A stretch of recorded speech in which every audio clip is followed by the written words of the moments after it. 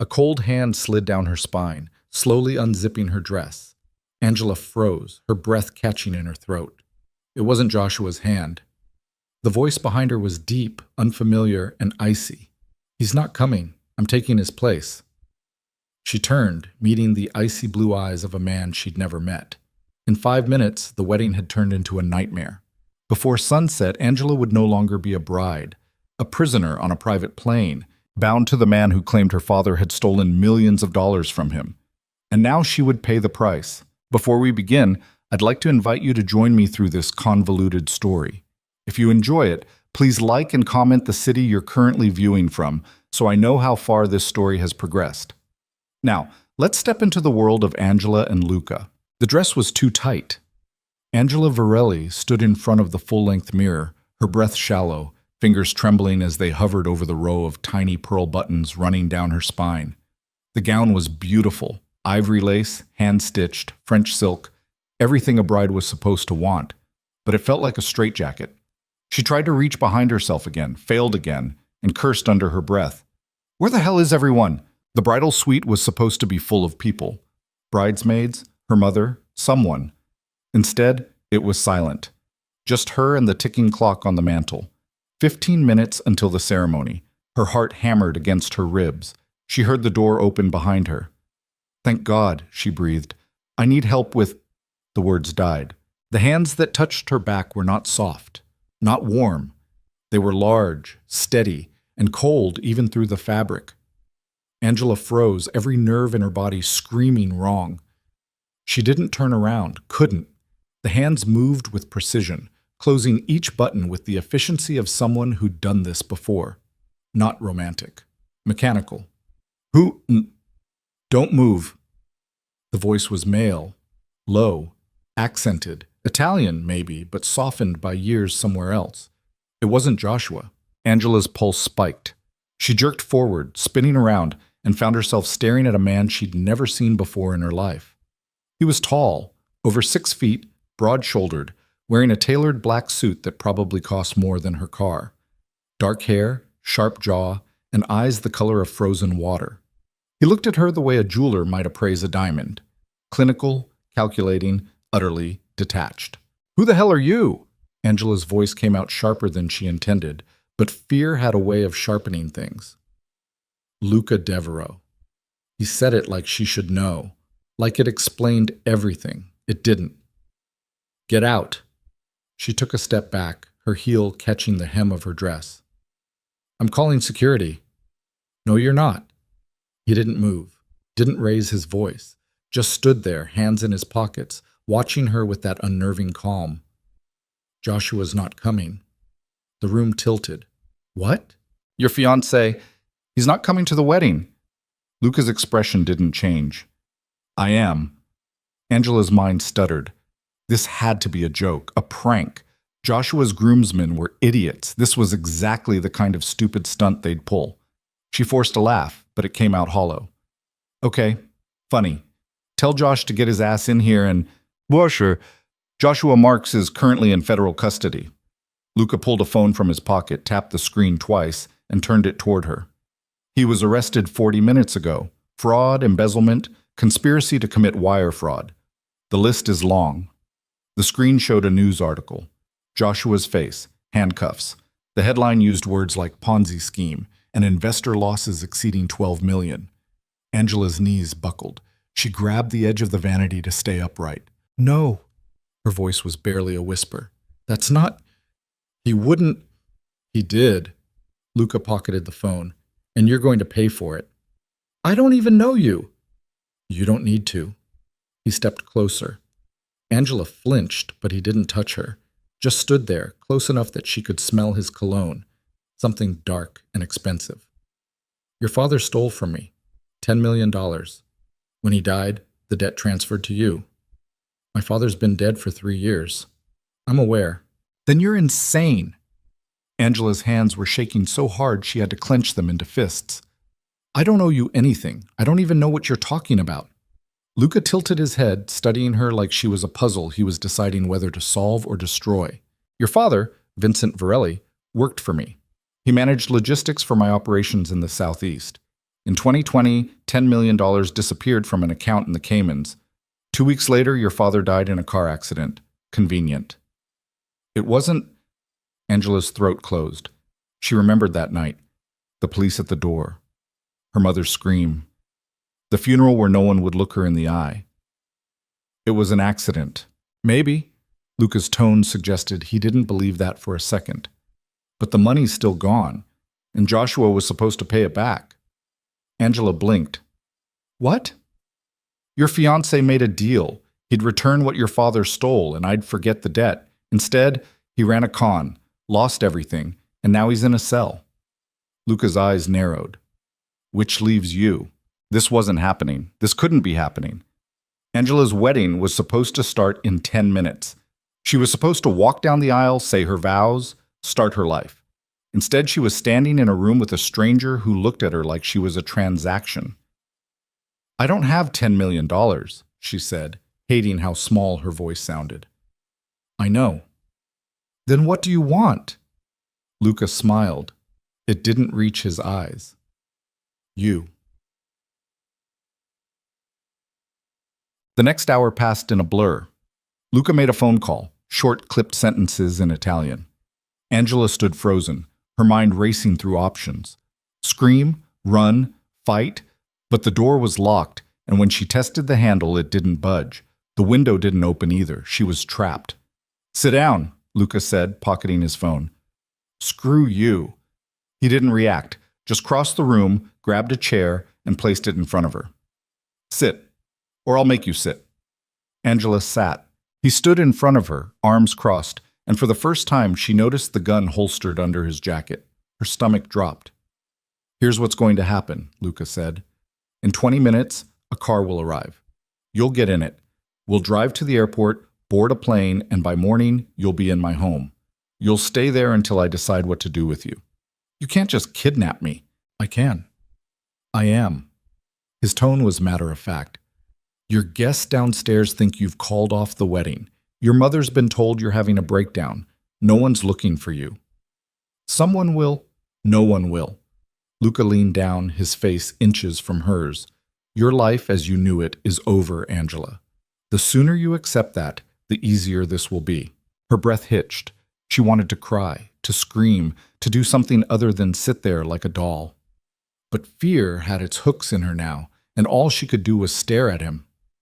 Why me? She whispered. If Joshua's the one who… Because I don't give second chances. Luca straightened. And because you're the only leverage I have left. Fridge. The word hung in the air like smoke. Angela's mind spun. Her father was dead. Joshua was gone. And now this man, this stranger, was going to take her… Where? For what? She thought of her mother downstairs, probably hysterical by now, her friends, her life. Please, she said, and hated herself for it. I didn't do anything wrong. Luca's expression didn't change. Neither did I. The car was a black SUV with tinted windows. 2 men in suits flanked the vehicle, neither of them speaking as Luca opened the door and gestured for Angela to get in. She hesitated, scanning the street for help, but the venue was tucked away in a private estate. No one around. No witnesses. Move! Luca's voice was quiet, but it carried weight. Angela climbed in. The interior smelled like leather and air freshener. Luca slid in beside her, and the door slammed shut. The locks clicked. Drive, he said to the driver. The SUV pulled away from the curb, and Angela watched through the window as the venue, her wedding venue, disappeared behind a line of trees. Her throat burned. She wanted to cry, but her body wouldn't let her. Shock, maybe. Or survival instinct. Where are we going? She asked. I told you, the airport. And then? Luca didn't answer. He was staring at his phone, scrolling through messages with the detachment of someone checking email. Angela's hands clenched in her lap. You can't do this, she said again, louder this time. People will look for me. The police won't find you. Luca didn't look up. I've been doing this a long time, Angela. Longer than you've been alive. If I didn't want you found, you won't be. The certainty in his voice sent ice down her spine. She turned away, pressing her forehead against the cool glass of the window. Outside, Charleston rolled past. Familiar streets, familiar buildings, all of it slipping away like water through her fingers. She thought about jumping out at a red light, but the doors were locked. She thought about screaming, but who would hear her? By the time they reached the airport, Angela had stopped thinking altogether. The plane was small, sleek, and private. No security, no other passengers, just Luca, Angela, and a pilot who didn't ask questions. Angela climbed the stairs on shaking legs, her wedding dress dragging behind her like a ghost. Inside, the cabin was all cream leather and polished wood. It looked like something out of a magazine. Luca gestured to a seat. Sit. She obeyed, too numb to fight. He sat across from her, fastening his seatbelt as the engines roared to life. Angela stared at him, this stranger who'd ripped her life apart in the span of an hour. What happens when we land? She asked. Luca leaned back, eyes half closed. You'll find out. The plane began to taxi. Angela's hands gripped the armrest so hard her knuckles turned white. She thought about her mother, about Joshua, arrested, probably terrified, definitely lying. She thought about her father, and the secrets he must have kept, and the debt he'd left behind. And she thought about the man sitting across from her, who looked at her like she was nothing more than an asset to be managed. The plane lifted off. Below, the lights of Charleston faded into darkness. Angela closed her eyes and tried to breathe. The flight lasted 4 hours. Luca spent most of it on his laptop, typing with the kind of focus that suggested he'd already forgotten she was there. Angela didn't sleep. Couldn't. Every time she closed her eyes, she saw Joshua's face on that news article, or her father's grave, or Luca's cold blue stare.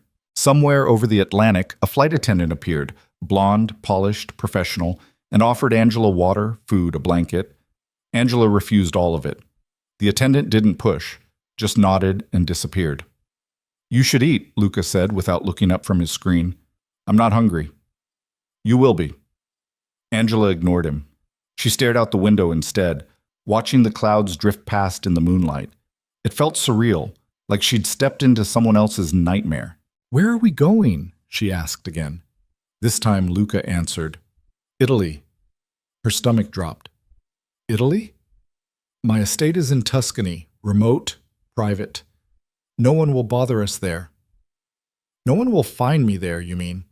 Luca closed his laptop and looked at her. Really looked at her, for the first time since they'd boarded. His gaze was clinical, dissecting. You're not a prisoner, Angela. She laughed, sharp, bitter. Really? Because it sure feels like I am. You're collateral. He leaned forward, elbows on his knees. There's a difference. Not from where I'm sitting. Luca's jaw tightened, just a fraction. The first crack in that perfect composure. Your father stole from me. Your fiancé tried to cheat me. You're the only thing left that has value. His voice was calm, but there was an edge to it now. So yes, you're coming with me. And yes, you'll stay until I decide otherwise. But you're alive. You're unharmed. And if you're smart, you'll stay that way. Angela's pulse hammered in her ears. She wanted to scream at him, to tell him he was a monster, a criminal, but the gun under his jacket stopped her. Instead, she turned back to the window and said nothing. They landed just before dawn. The airport was small, private, tucked into the rolling hills of Tuscany. No customs, no security, just a black car waiting on the tarmac, engine running. Angela stumbled down the plane's stairs, her legs stiff from sitting, her dress filthy and wrinkled. She looked like a disaster, felt like one too. Luca gestured to the car. Get in. She did. The drive took another hour, winding through narrow roads lined with cypress trees and stone walls. The sun rose slowly, painting the hills gold and amber. Under different circumstances, Angela might have thought it was beautiful. Now, it just felt like a cage with a prettier view. Finally, the car turned onto a long gravel driveway. At the end of it sat a villa, massive, ancient, all stone and iron and ivy. It looked like something out of a period drama, beautiful and terrifying in equal measure. The car stopped. Luca got out first, then opened Angela's door. Welcome home, he said. Angela stared at the villa, her heart sinking. This was real. This was happening. She stepped out of the car, her heels crunching on the gravel, and followed Luca toward the entrance. The door opened before they reached it. A woman stood in the doorway, middle-aged, stern-faced, wearing a black dress and an expression that suggested she didn't smile often. "This is Maria," Luca said. "She runs the house. You'll do what she says." Maria's eyes flicked over Angela, taking in the wedding dress, the smudged makeup, the barely concealed panic. Her expression didn't change. "Follow me," she said in accented English. Angela glanced at Luca. He nodded. She followed Maria inside. The villa was a labyrinth, high ceilings, marble floors, hallways that seemed to stretch forever. Maria led Angela up a staircase, down another corridor, and finally stopped in front of a heavy wooden door. "Your room," Maria said, pushing it open. The room was large, elegant, and clearly expensive. A four-poster bed, a fireplace, windows overlooking the hills. It should have been comforting. Instead, it felt like a gilded cage. "Bathroom is through there." Maria pointed to another door. "I'll bring you something to eat." "I'm not hungry," Maria shrugged. "I'll bring it anyway." She left, closing the door behind her. Angela heard the lock click. She was alone. For a long moment, she just stood there, staring at the room, trying to process everything that had happened in the last 12 hours. Her wedding, Joshua's arrest, Luca, the plane, Italy. It was too much. Her legs gave out. She sank onto the edge of the bed, her hands shaking, her breath coming in short, sharp gasps. She wanted to cry, wanted to scream, but nothing came out. Just silence. She sat there for what felt like hours, staring at the floor, until exhaustion finally dragged her under. When Angela woke, the room was dark. She sat up, disoriented, her head pounding. For a second, she thought she was home.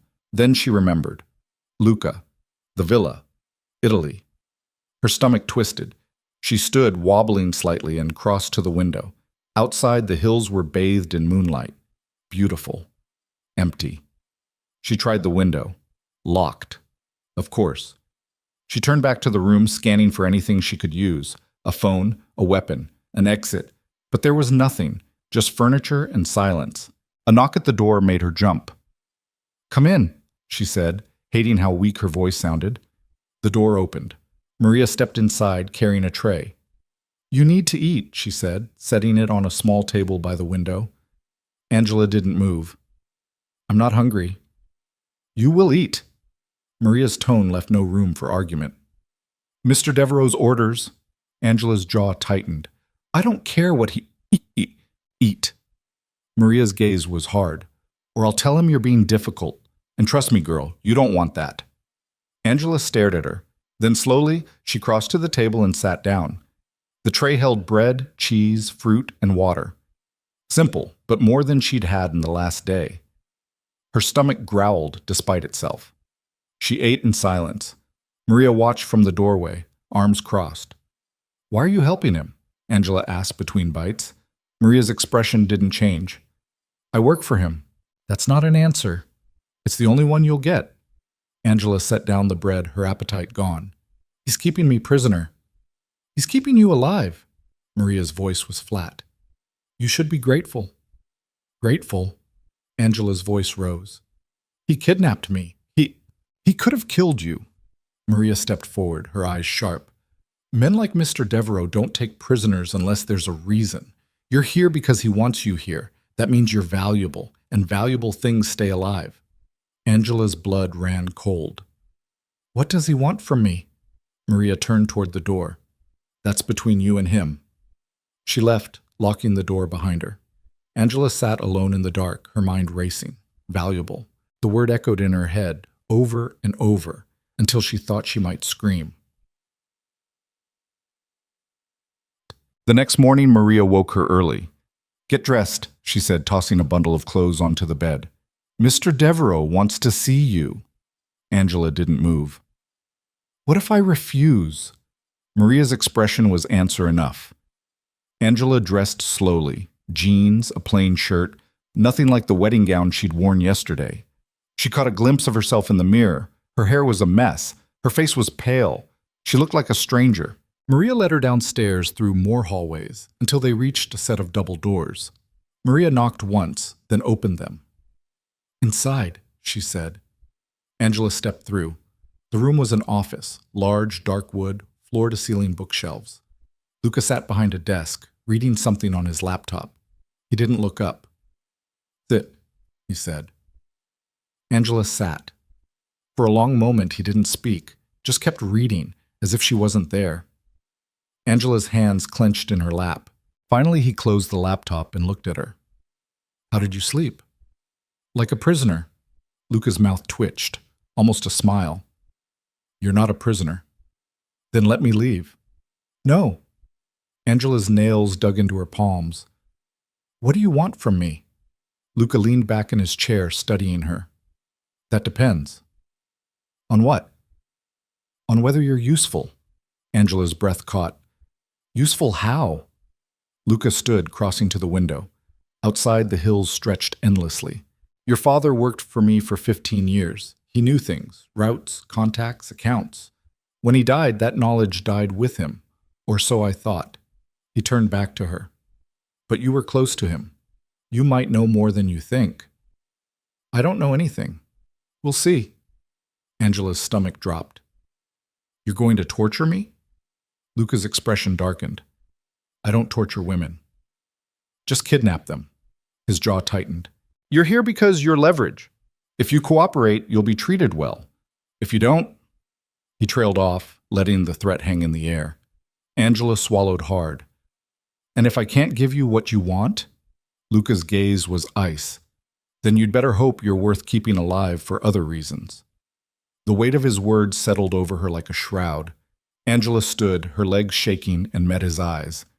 "I'm not afraid of you." It was a lie. They both knew it. Luca stepped closer, close enough that she could feel the heat of him, smell that dark cologne again. "You should be," he said softly. Then he walked past her, opened the door, and left her standing there alone. Fuck. The days blurred together after that. Angela was kept in the villa, her movements restricted to her room and a small garden outside. Maria brought her meals. Luca appeared occasionally, asking questions she couldn't answer, about her father, about Joshua, about accounts and deals she'd never heard of. She told him the truth. She didn't know. He didn't believe her. "Your father loved you," Luca said one afternoon, his tone almost conversational. "He wouldn't have kept you in the dark." "He did." Angela's voice was flat. "He never talked about work." "Everyone talks about work." "Not him." Luca studied her, then nodded slowly. "All right." He didn't ask again after that, but he didn't let her go either. Angela spent her time searching for a way out, testing windows, checking doors, watching the guards who patrolled the grounds. But the villa was a fortress, and Luca had thought of everything. She was trapped. And the worst part? She was starting to realize something that terrified her more than anything else. Luca wasn't a monster. He was careful, controlled. He didn't raise his voice, didn't threaten her outright, didn't touch her except when necessary. He was cold, yes, ruthless, absolutely. But he wasn't cruel, and that made him so much more dangerous. Ditch. 2 weeks in, Angela was sitting in the garden when Luca appeared. "Walk with me," he said. It wasn't a request. They walked in silence through the grounds, past rows of olive trees and stone walls. The sun was setting, painting the sky in shades of gold and crimson. It should have been peaceful. "Why are you doing this?" Angela asked finally. Luca didn't answer right away, just kept walking, his hands in his pockets. "Because I don't forgive debts," he said eventually. "My father's dead. Joshua's in prison. Who's left to punish?" "You." Angela stopped walking. "I didn't do anything." Luca turned to face her, his expression unreadable. "You existed. That's enough." The words hit her like a slap. "That's insane." "That's business." Angela shook her head, anger flaring in her chest. "You're not a businessman. You're a criminal." Luca's eyes narrowed. "And you're the daughter of a thief. We all play the hand we're dealt." "I didn't ask for this." "Neither did I." His voice was quiet, but there was an edge to it. "Your father stole from me. That's a fact. Whether you knew about it or not doesn't change what I lost. Angela's hands clenched into fists. So what? You're going to keep me here forever? Until I decide otherwise. That's not an answer. It's the only one you're getting. They stared at each other, the air between them crackling with tension. Finally, Luca turned and walked away. Angela stood there, alone in the fading light, and realized something that chilled her to the bone. She wasn't getting out of this. Not unless she found a way to make herself indispensable, or unless she destroyed him first. That night, Angela lay awake, staring at the ceiling. Her mind raced, piecing together fragments of conversations, searching for weaknesses. Luca was careful, but no one was perfect. She just had to find the crack. And when she did, she'd drive a wedge straight through it.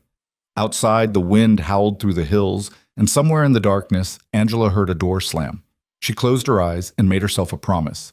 She was going to survive this. And then she was going to make Luca Devereaux regret the day he ever laid eyes on her. Angela woke to the sound of shouting. It came from somewhere below her window, muffled but sharp enough to cut through the morning fog in her head. She sat up, heart already racing, and crossed to the glass. Down in the courtyard, two men stood facing each other, one of them Luca, the other a stocky guy in a leather jacket she'd never seen before. Their voices were too low to make out words, but their body language screamed conflict. Luca's shoulders were rigid, his jaw tight. The other man jabbed a finger at his chest. Then Luca moved. It was fast. So fast, Angela almost missed it. 1 second the man was yelling, the next he was on the ground. Luca's knee pressed into his spine, one arm twisted behind his back at an angle that made Angela wince. Luca said something. The man went still. Then Luca stood, brushed off his pants, and walked away like nothing had happened. Two guards appeared from nowhere, hauling the man to his feet and dragging him toward a side gate. Angela stepped back from the window, pulse hammering. She'd seen violence before, bar fights, street altercations, the kind of thing that happened in Charleston on a Saturday night. But this was different, controlled, professional. Luca hadn't been angry. He'd been efficient. That scared her more than rage ever could. The door to her room opened without a knock.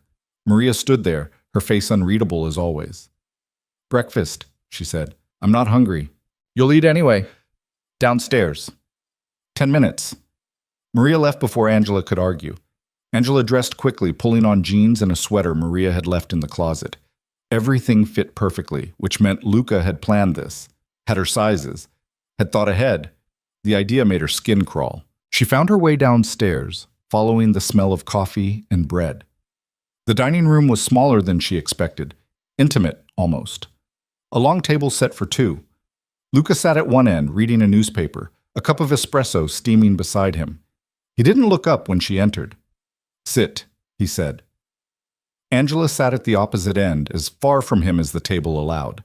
A plate appeared in front of her, eggs, toast, fruit. She stared at it. "Who was that man?" she asked. Luca turned a page. "No one you need to worry about." He looked pretty worried. He made a mistake. Luca's tone was flat. Mistakes have consequences. Angela picked up her fork, then set it down again. "What kind of mistake?" "The expensive kind." Luca folded the paper and finally looked at her. "He tried to skim from a shipment. Thought I wouldn't notice." "Did you kill him?" "Not yet." The casual way he said it made Angela's stomach turn. "You're insane." Luca took a sip of his espresso. "I'm practical. There's a difference." "No, there really isn't." He smiled, just a flicker, gone as fast as it came. "Eat, Angela. You'll need your strength." "For what?" "You're coming with me today." Her fork clattered against the plate. "Where?" "Florence. I have business. You'll accompany me." "Why?" Luca stood, buttoning his jacket. "Because I don't trust you alone. And because you need to understand what world you're living in now." He glanced at his watch. "We leave in 20 minutes. Wear something nice." He walked out before she could respond. The drive to Florence took an hour. Angela sat in the back of the SUV, Luca beside her, staring out the window as the Tuscan hills gave way to highways and urban sprawl. Neither of them spoke. The silence was suffocating. Florence hit her like a slap, beautiful and chaotic, All narrow streets and ancient buildings and tourists everywhere. The SUV navigated through traffic with aggressive precision, finally stopping in front of a sleek, modern building that looked wildly out of place among the Renaissance architecture. Luca got out. Angela hesitated. "Move," he said. She moved. Inside, the building was all glass and steel. A receptionist greeted Luca in rapid Italian, her smile bright and professional. He responded without breaking stride, heading for an elevator. Angela hurried to keep up. "What is this place?" she asked as the doors closed. "A bank? Private accounts? Offshore holdings?" Luca adjusted his cufflinks. "The kind of place your father would have appreciated." Angela's jaw tightened. "Stop talking about him like you knew him." "I knew him better than you did." "You didn't know him at all." Luca turned to her, and for the first time, there was something other than ice in his eyes. Anger, maybe, or something close to it. "Your father worked for me for 15 years. I knew his habits, his weaknesses. I knew he had a gambling problem he hid from your mother. I knew he was sleeping with his assistant for 3 of those years. I knew he drank too much and lied too easily and was terrified of dying poor." Luca's voice was low, controlled. "So don't tell me I didn't know him." Angela felt like she'd been punched. "You're lying." "I'm not." The elevator doors opened. Luca stepped out. Angela stayed frozen, her breath coming in short, sharp gasps. "Move," Luca said again, quieter this time. She moved. The meeting was in a conference room overlooking the Arno River. 3 men in expensive suits sat around a table, their expressions carefully neutral. Luca greeted them in Italian, shook hands, gestured for Angela to sit in a chair against the wall. "Stay quiet," he murmured. She sat. For the next hour, Angela watched Luca work. It was like watching a surgeon, precise, methodical, ruthless. He spoke in Italian mostly, occasionally switching to English when one of the men struggled. Numbers were thrown around, documents were signed. At one point, one of the men raised his voice. Luca responded with a single sentence, his tone so cold the man went pale and shut up. Angela didn't understand the details, but she understood the dynamic. These men were afraid of him, and Luca knew it. When it was over, the men left quickly. Luca stayed seated, reviewing papers, making notes. "What was that about?" Angela asked. "Expansion. New routes through Eastern Europe." He didn't look up. "Profitable? If managed correctly." "You mean illegal?" "I mean profitable." Angela stood, crossing to the window. Below, Florence buzzed with life. Tourists, vendors, street musicians, normal people living normal lives. She felt so far removed from that now it might as well have been another planet. "Why did you bring me here?" she asked. Luca set down his pen. "To show you." "Show me what?" "What I do. What your father did. The world you've been living off of, without even knowing it." He stood, joining her at the window. "Your college tuition? Paid for with money your father skimmed from my accounts. Your mother's house? Same.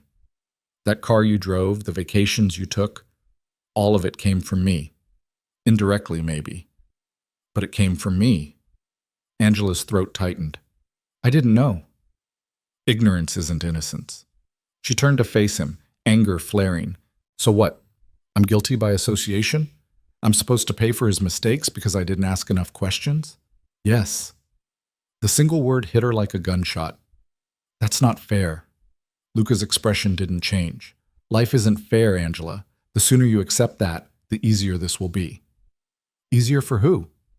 "Both of us." They stared at each other, the air crackling with tension. Angela wanted to scream at him, to hit him, to do something other than stand there feeling powerless. But she didn't. Because somewhere in the back of her mind, a thought was forming.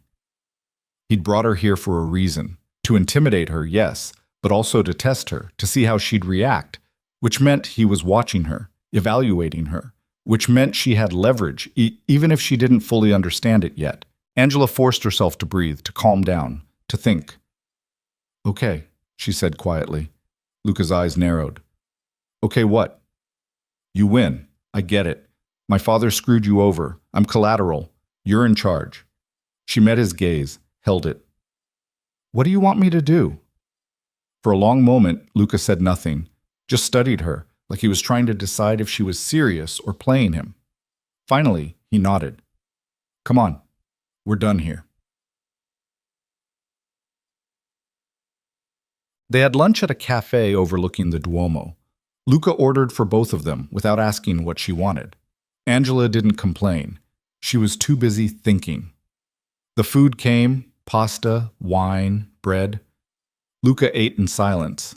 Angela picked at her plate. You said my father had secrets, she said eventually. Luca glanced up. He did. Tell me. Why? Because I want to know. She set down her fork. You said I lived off his money. Fine. I want to know where it came from, what he did, all of it. Luca leaned back, considering. Why the sudden curiosity? Because if I'm stuck in this, I want to understand it. He smiled, small, almost approving. Your father moved product for me. Drugs, mostly. Some weapons.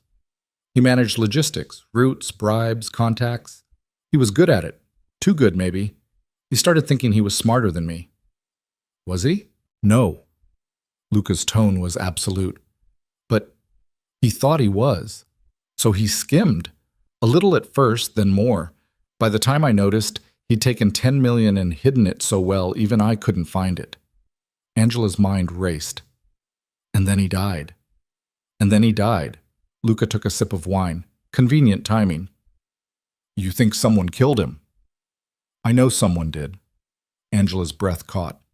Who? Luca shrugged. Could have been a rival. Could have been one of my own people who wanted to cover their tracks. Could have been Joshua. Joshua wasn't even... Joshua was working for your father. Luca's gaze was sharp. He didn't tell you that, did he? Angela felt the ground shift beneath her. No. Joshua Marks was laundering money for your father through his investment firm. When your father died, Joshua took over the operation. That's how you two met. He wasn't some random guy at a charity event. He targeted you. Angela's hands started shaking. She gripped the edge of the table. You're lying. I'm not. You have to be. Luca pulled out his phone, tapped a few times, and slid it across the table. On the screen was a photo, Joshua and her father, sitting in a restaurant laughing over drinks. The timestamp said 2019, a year before they'd met. Angela stared at the photo, her mind refusing to process it. He played you, Luca said quietly. From the beginning. He needed access to your father's accounts, his contacts. You were the key. No. Angela's voice was barely a whisper. He loved me. He loved what you could give him. Luca took the phone back. And when he couldn't deliver on his promises to me, he ran, left you to clean up his mess. Angela stood abruptly, the chair scraping against the floor. Heads turned. She didn't care. I need air. She walked out of the cafe, into the crowded street, her chest tight, her vision blurring. People moved past her in a blur of color and sound. She kept walking, no destination, just movement.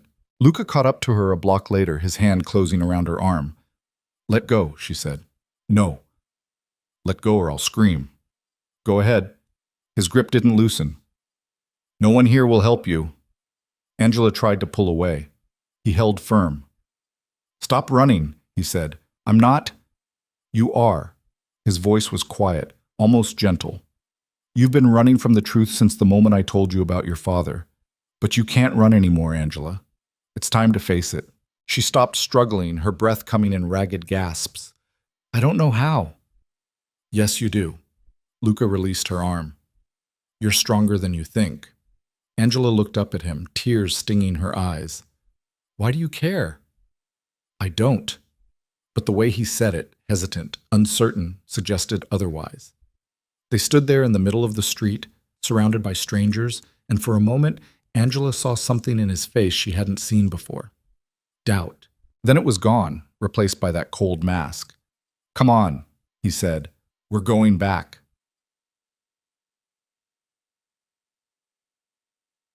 The drive back to the villa was silent. Angela stared out the window, her mind a storm. Every memory of Joshua was tainted now, every smile, every touch, every promise. Had any of it been real? Or had she been a mark from day one? And her father? The man she'd idolized, mourned, grieved for 3 years. A criminal, a liar, a cheat. She didn't know who she was anymore. When they arrived, Luca walked her to her room, then paused at the door. "Get some rest," he said. "I'm fine." "You're not." He studied her for a moment. "But you will be." He left. Angela stood alone in her room, staring at nothing, feeling everything. Then she started searching. Okay. It took her 2 hours to find it. The room had been cleaned too well. No personal items, no clutter, nothing that suggested anyone actually lived there. But Maria had missed something, a loose floorboard near the bed. Angela pried it up with a butter knife from breakfast and found a small metal box underneath. Inside was a phone. Old, probably a burner, but charged. Her hands shook as she powered it on. No service, of course not. Luca wouldn't be that careless. But there was a contact list, and at the top, a single name, V, her father's initial. Angela's breath hitched. She opened the message thread. The last text was from 3 years ago, the day before he died. "It's done. Money's moved. He'll never find it." Below that, a response from a number she didn't recognize. "You sure?" "Positive." "I'm out." Angela stared at the screen, her pulse pounding. Her father had stolen the money, hidden it, and someone had helped him. She scrolled through the rest of the messages, piecing together fragments of a plan, account numbers, locations, names she didn't recognize. And then, near the bottom, one message that made her blood run cold. "If anything happens to me, give the account info to Angela. She'll know what to do." Angela dropped the phone. Her father had left her the money, which meant Luca was right. She wasn't just collateral. She was the key.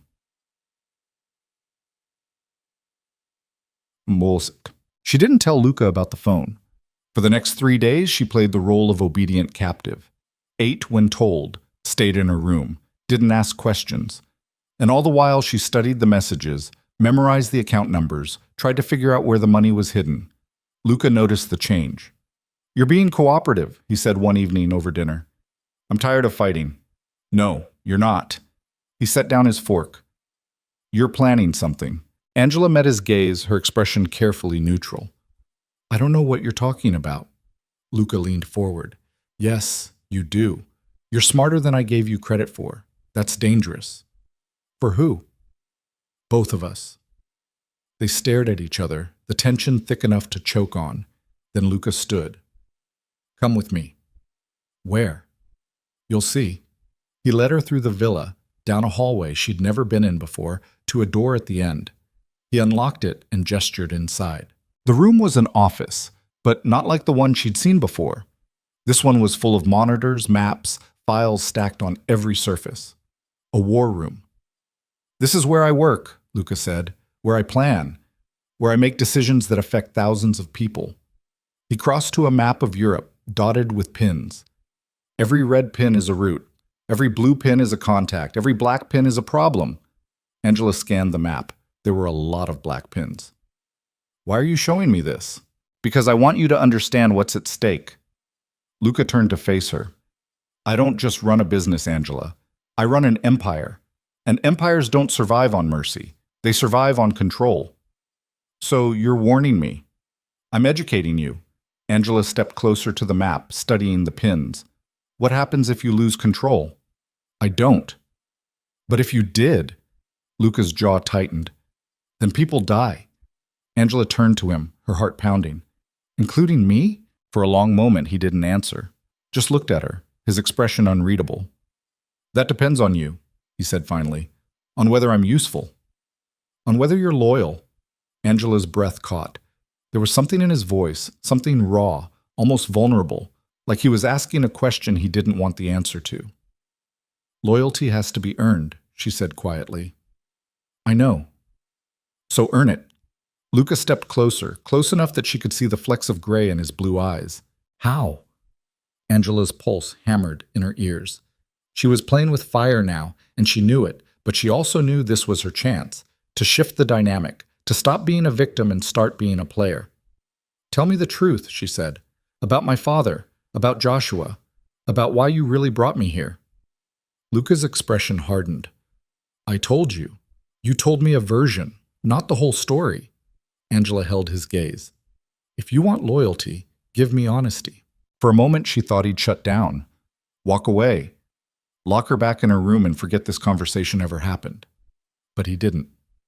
Instead, he exhaled slowly and nodded. All right. He crossed to a cabinet, pulled out a file, and handed it to her. Read. Angela opened it. Inside were photos. Her father, Joshua, a dozen other men she didn't recognize. Bank statements, wire transfers, contracts, and at the bottom, a death certificate, her father's. Except the cause of death wasn't listed as an accident. It was listed as homicide. Angela's hands shook. Who killed him? Luca's voice was quiet. I don't know, but whoever did wanted it to look like an accident, which means they had resources, connections. He paused. Which means they're still out there. Angela looked up at him, her mind reeling. And you think I know who? I think your father told you something before he died, even if you don't realize it. He didn't. Think, Angela. Luca stepped closer. A man about to die doesn't just vanish $10 million and hope for the best. He leaves a trail, a clue, something. Angela's thoughts raced back to that last conversation with her father. The hospital, the machines beeping, his hand in hers. Take care of your mother and yourself. Don't trust anyone. She'd thought he was delirious, but now... He said something, she whispered. Luca went still. What? Right before he died, he said, the garden remembers. Luca frowned. What does that mean? I don't know. I thought he was confused. He wasn't. Luca's voice was sharp. Where's the garden? My mother's house, in Charleston. She has a rose garden out back. My father built it for her. Luca was already moving, pulling out his phone. We're going to Charleston. Angela's stomach dropped. What? No, I can't. You can. And you will. He turned to her, his expression hard. If the money's there, I want it, and you're going to help me find it. My mother will be fine, as long as you cooperate. Angela's pulse pounded. This was spiraling out of control, but she also realized something else.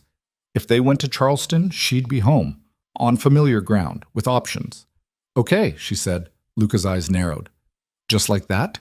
Just like that. Angela forced herself to breathe. But I have conditions. You're not in a position to make conditions. Then you're not in a position to find the money. Luca's jaw tightened, but he didn't argue. What do you want? I want to see my mother, alone, for 10 minutes. No? 5 minutes. No. Then I'm not helping you. They stared at each other, locked in a silent battle of wills. Finally, Luca exhaled. 3 minutes. I'll be watching. Fine. He extended his hand. Deal? Angela hesitated. Then she took his hand. Deal. His grip was firm, warm, and when their eyes met, something passed between them. An understanding, maybe, or a challenge. Angela wasn't sure which scared her more. They left for Charleston the next morning. The flight was tense. Luca worked on his laptop. Angela stared out the window, trying to plan. She had 3 minutes with her mother, 3 minutes to warn her, to figure out what the garden remembers meant, to maybe find a way out of this. But every time she glanced at Luca, she saw that cold, calculating expression, and she knew. He wouldn't let her go. Not until he got what he wanted. The plane touched down just after noon. A car was waiting. They drove through Charleston in silence, the familiar streets feeling foreign now.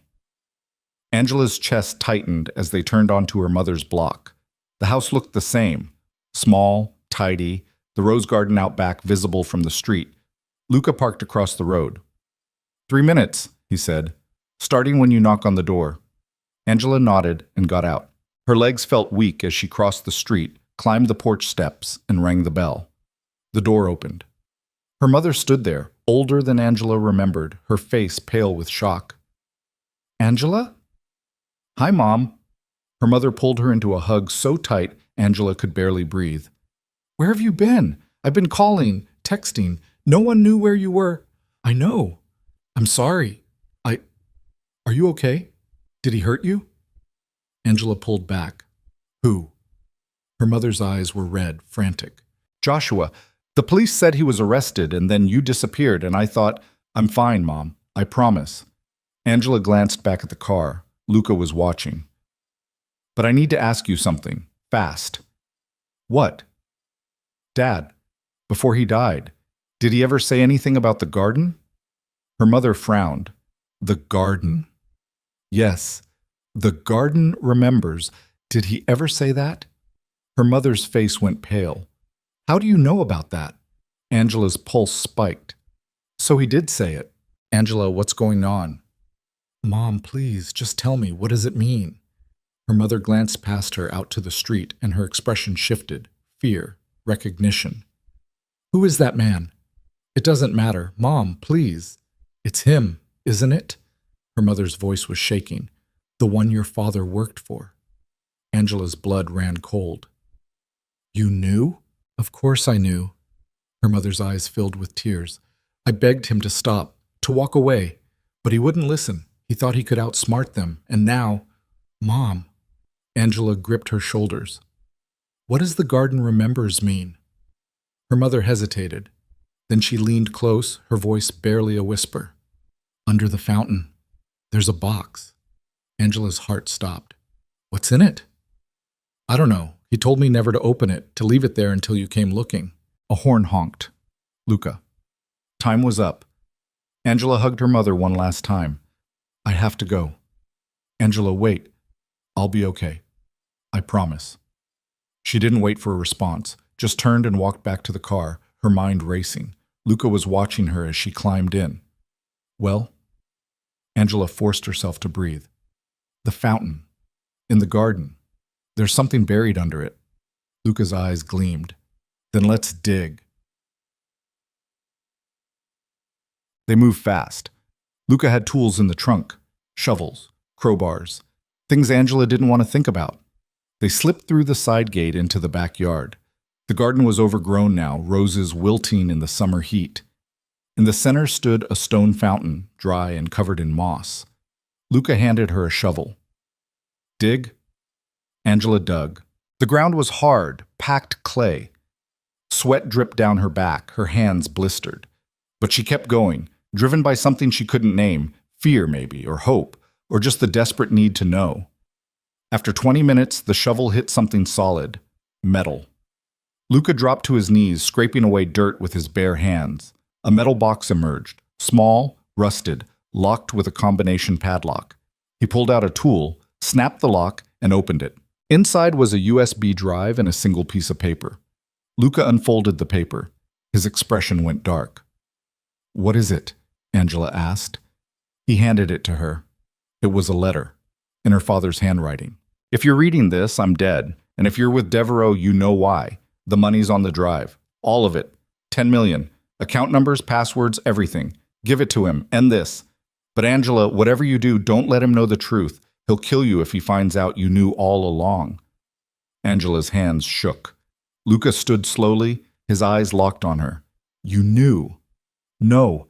You knew about the money. You've known this whole time. I didn't. I swear, you... Don't lie to me! His voice was a roar echoing through the garden. Angela stumbled back, her heart pounding. I didn't know. I swear I didn't... Luca grabbed her arm, his grip like iron. Your father left you everything, which means you're not collateral. His voice was low, dangerous. You're the thief. No. Give me one reason I shouldn't kill you right now. Angela's breath came in gasps. Her mind raced, searching for words, for anything that would save her. And then she saw it, in his eyes, behind the rage. Doubt. Because you don't want to, she whispered.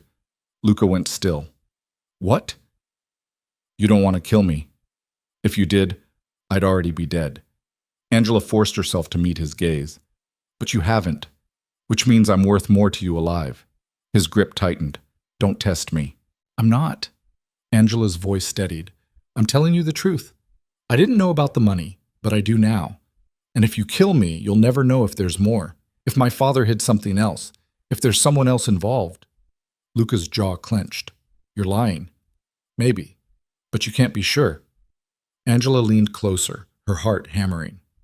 So you have a choice. Kill me and lose everything, or keep me alive and find out. For a long, agonizing moment, he didn't move. Then slowly he released her. Angela staggered back, gasping. Luca picked up the USB drive, pocketed it, and turned away. Get in the car. Angela didn't argue. As they drove away from her mother's house, away from Charleston, away from everything she'd ever known, Angela realized something that terrified and thrilled her in equal measure. She'd just crossed a line, and there was no going back. The flight back to Italy felt like flying into a tomb.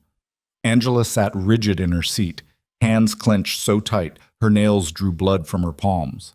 Across from her, Luca hadn't said a word since they'd left Charleston. He'd plugged the USB drive into his laptop the moment they boarded, and for the last 2 hours he'd been reading. His face was unreadable, stone, carved from ice. Angela watched him through her lashes, trying to gauge what he was thinking. The letter from her father sat like a grenade between them, pin already pulled. She'd told the truth. She hadn't known about the money until today. But Luca didn't believe her. She could see it in the set of his jaw, the way his fingers drummed against the armrest. Finally, he looked up. $10 million. His voice was quiet, deadly. Distributed across 14 accounts. Cayman Islands, Switzerland, Singapore. Your father was thorough. Angela swallowed. I didn't know. So you've said. Luca closed the laptop with a soft click. But here's what I find interesting. Every single account was opened after you turned 18. Every transaction routed through shell companies with your name buried in the paperwork. Your signature on half the documents. Angela's stomach dropped. That's impossible. I never signed anything. Your signature says otherwise. Then it's forged. Luca pulled out a folder from his bag, opened it, and slid a document across to her. Angela's breath stopped. It was a bank form from 2019. Her signature at the bottom. Perfect. Unmistakable. I didn't sign this, she whispered. Then who did? I don't know. My father? Joshua? Her voice cracked. I don't know. Luca leaned forward, his eyes boring into hers. Here's what I think happened. Your father knew he was being watched, knew I was getting close. So he set up a failsafe. He put everything in your name, forged your signatures, made it look like you were complicit. That way, if anything happened to him, you'd be the one holding the bag. Angela shook her head, tears stinging her eyes. He wouldn't do that to me. He did. Luca's tone was flat. And now you're going to help me recover every penny, starting the moment we land. How? You're going to access those accounts. Transfer the funds. Clean this mess up. I can't. I don't have the passwords. You'll figure it out. Luca stood, buttoning his jacket. Because if you don't, I'll assume you're lying, and then we'll have a very different conversation. He walked toward the front of the plane, leaving Angela alone in the suffocating silence.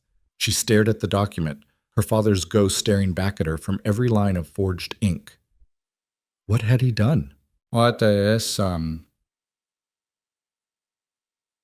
They landed in Florence just after midnight.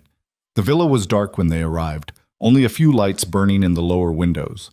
Maria met them at the door, her expression as stern as ever, but she said nothing as Luca led Angela upstairs. He didn't take her to her usual room.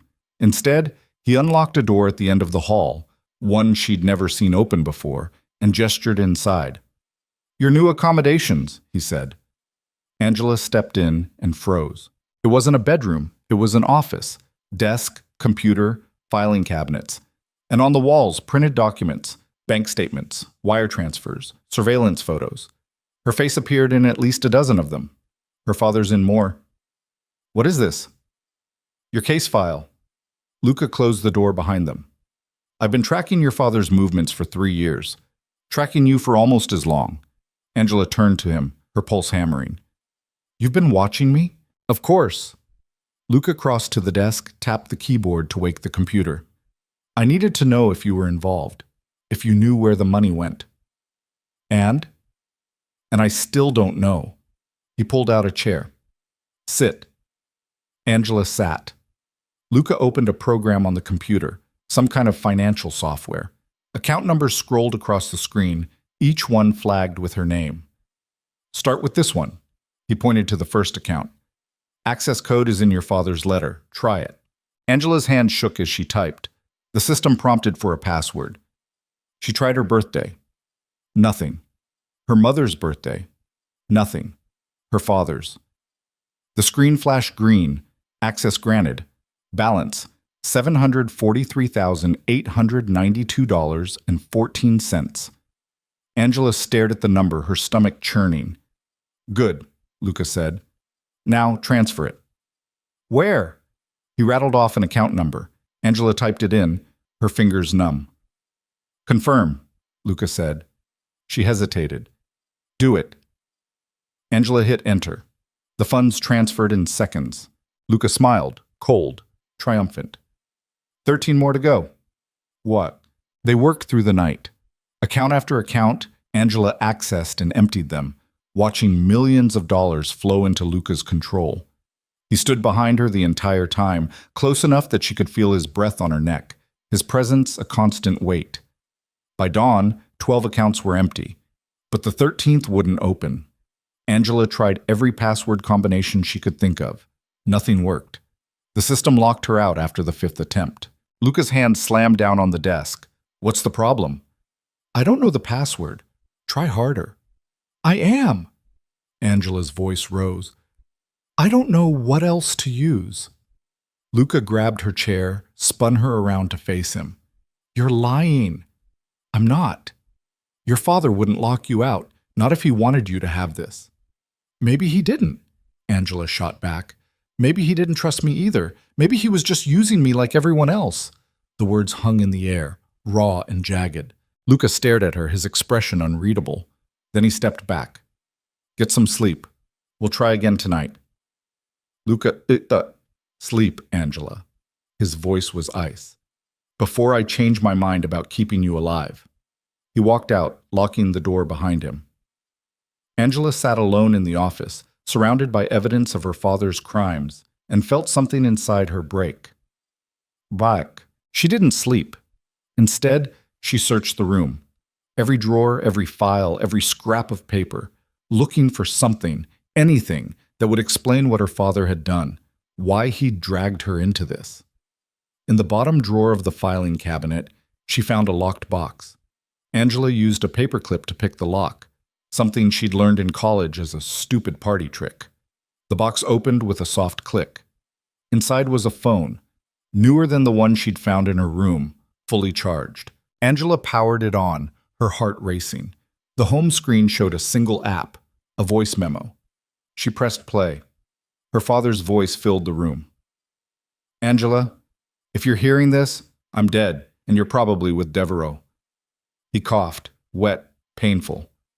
I'm sorry, baby. I'm so sorry. I never wanted this for you, but I didn't have a choice. They were going to kill your mother, kill you. I had to make a deal. Angela's breath caught. Joshua works for them, not Devereaux, the people Devereaux's been fighting. A cartel out of Medellin. They wanted access to Devereaux's routes, his contacts. I gave it to them. Stole the money as a down payment, but they wanted more. They wanted you.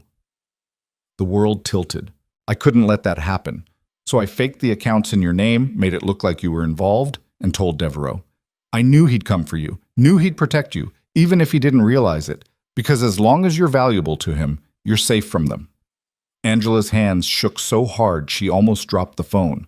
The last account, the one you can't access. That's your insurance. $2 million. The password is your mother's maiden name, lowercase, followed by the year we got married.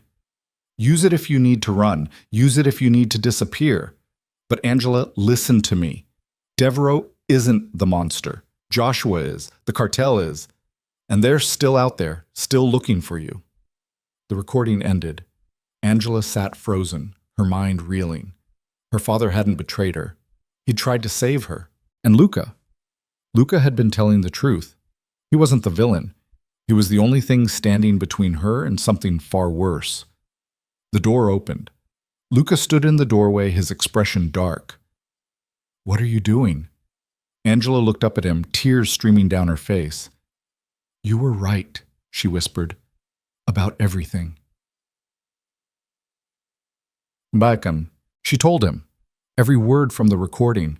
About the cartel. About Joshua. About her father's desperate gamble to keep her alive. Luca listened without interrupting, his face carved from granite. When she finished, he was silent for a long moment. Then he crossed to the filing cabinet, pulled out a folder, and opened it. I know about the cartel, he said quietly. I've been tracking them for 2 years. They've been trying to take over my territory piece by piece. I thought your father was working alone. I didn't realize he was a pawn. So what now? Luca looked at her, and for the first time she saw something other than coldness in his eyes. Respect. Now we've finished this. We access that last account. We use the money to draw them out. And we end this war before it ends us. Angela stood, her legs shaking. They'll come for me. I know. They'll try to kill me. They'll try. Luca's jaw tightened. But they'll have to go through me first. Angela stared at him, her pulse pounding. Why? Why protect me? You got your money back. You don't owe me anything. Luca stepped closer, his eyes locked on hers. Because your father was right. You are valuable. Not as collateral, as a weapon. He paused. And because I don't leave debts unpaid. Your father saved your life by sending you to me. So now I'm going to make sure he didn't die for nothing. The words hit Angela like a physical blow. I don't know how to be a weapon. You'll learn. Luca turned toward the door. Get dressed. We're leaving in an hour. Where are we going? He glanced back, a grim smile on his face. Monaco. There's a meeting. The cartel's leadership will be there, and so will we. The flight to Monaco was 2 hours. Angela spent most of it staring out the window, trying to process everything that had happened in the last 72 hours. Her entire world had been flipped upside down. Her father wasn't a simple thief. Joshua wasn't a loving fiancé. And Luca was the only honest person in this entire nightmare. She glanced at him. He was on the phone, speaking rapid Italian, his tone clipped and dangerous. When he hung up, he looked at her. The cartel knows we're coming. Angela's stomach dropped. How? Someone tipped them off. Someone in my organization. His expression was murder. I'll deal with them later. Right now, we need to focus on staying alive. What's the plan? Luca leaned back, his eyes calculating. The meeting is at a casino. Neutral ground. Both sides will be armed, but no one will make a move inside, too public. But the moment we step outside, it's open season. So we don't step outside. We have to. The account you can't access, it's linked to a safety deposit box at a bank in Monaco. We need what's inside. Angela frowned. My father didn't mention a safety deposit box. He wouldn't. It's insurance. Leverage against the cartel. Luca's gaze was intense. Documents. Proof of their operations. Names, dates, routes. Everything I need to destroy them. And if they know we're coming for it, then they'll try to stop us. Luca reached under his jacket, pulled out a gun, and set it on the table between them. Which is why you're going to learn how to use this. Angela stared at the weapon, her heart pounding. I've never fired a gun. You will today. They landed in Monaco just after noon. The city was a gleaming jewel on the Mediterranean coast. Luxury cars, designer boutiques, and more money per square foot than anywhere else on Earth. Angela had been here once before, on vacation with Joshua. The memory made her sick. Luca led her to a hotel, sleek, modern, expensive. They checked in under fake names. The suite had a view of the harbor, yachts bobbing in the water like toys. Rest, Luca said. The meeting's at 8. We leave at 7. Angela nodded, but she didn't rest. She paced the room, her mind racing. Tonight she'd be in the same room as the people who wanted her dead, the people her father had died protecting her from. At 6, there was a knock on the door. Luca opened it, and a woman stepped inside. Tall, blonde, carrying a garment bag. This is Elise, Luca said. She'll get you ready. Ready for what? Elise smiled, sharp, professional. You can't walk into a casino dressed like that, darling. You'll need to look the part. Angela glanced down at her jeans and sweater. What part? My date, Luca said. We're selling the illusion that this is a social call, not a negotiation. Elise unzipped the garment bag, revealing a dress, midnight blue silk, backless, stunning. Put this on, she said. Angela changed in the bathroom, her hands shaking. The dress fit perfectly, hugging every curve. She barely recognized herself in the mirror. When she stepped out, Luca's expression shifted, just for a second. Something flickered in his eyes before the mask slammed back into place. "You'll do," he said. Elise did her makeup, subtle, elegant, and pinned her hair up in a twist. By the time she was done, Angela looked like someone else entirely. Someone dangerous. Luca handed her a small clutch. "Guns inside, safety's on. If things go wrong, aim for center mass and pull the trigger." Angela took the clutch, her pulse hammering. "What if I can't?" Luca stepped closer, his voice low. "Then you die, and I can't let that happen." The casino was chaos wrapped in velvet. Lights, music, the clatter of chips, and the murmur of voices in a dozen languages. Angela's heels clicked against the marble floor as Luca guided her through the crowd, his hand on the small of her back. They moved through the main floor toward a private room in the back. 2 guards stood outside, both armed. They nodded at Luca and opened the doors. Inside, a long table dominated the space. 6 men sat around it, all of them radiating the kind of power that came from violence and money. At the head of the table sat a man Angela recognized from the photos in Luca's files. Carlos Ruiz, the cartel's second-in-command. He smiled when he saw them. "Devereaux, so good of you to join us." Luca didn't smile back. "Ruiz." Carlos's gaze slid to Angela, his eyes traveling over her in a way that made her skin crawl. "And who is this?" "A friend," Luca said. "She's Vincent Varelli's daughter." Carlos's smile widened. "I'd recognize those eyes anywhere. Your father was a talented man, Miss Varelli. Shame what happened to him." Angela's hands clenched. "You killed him." "Did I?" Carlos's tone was amused. "I don't recall." Luca's hand tightened on Angela's back, a warning. "We're here to talk business," Luca said, "not history." Carlos leaned back in his chair. "Of course. Business. You have something I want. I have something you want. Let's make a deal." "What do you want?" "Your roots through Eastern Europe, your contacts in Marseille, and the girl." The room went silent. Luca's voice was ice. "She's not for sale." "Everything's for sale, Devereaux. You just haven't named your price yet." Luca stepped forward, his body a coiled spring. "Touch her, and I'll burn your entire operation to the ground." Carlos laughed. Cold, sharp. "You're outnumbered, outgunned, and very, very far from home." He gestured to the guards. "What makes you think you're walking out of here alive?" Luca smiled, slow, dangerous. "Because I know something you don't." Carlos's expression flickered. "And what's that?" "Your partner, the one who tipped you off that we were coming." Luca pulled out his phone, tapped the screen, and turned it around. On the screen was a video. A man tied to a chair, beaten bloody.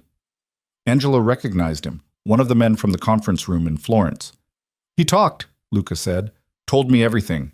About your supply lines, your offshore accounts, the names of every politician you've bought. And I've already sent that information to the authorities in 6 countries. Carlos's face went white. "You're bluffing." "Am I?" Luca pocketed the phone. "By tomorrow morning, your entire network will be under investigation. Your assets frozen. Your people arrested. Unless, of course, you agree to my terms." "Which are?" "You leave. Now.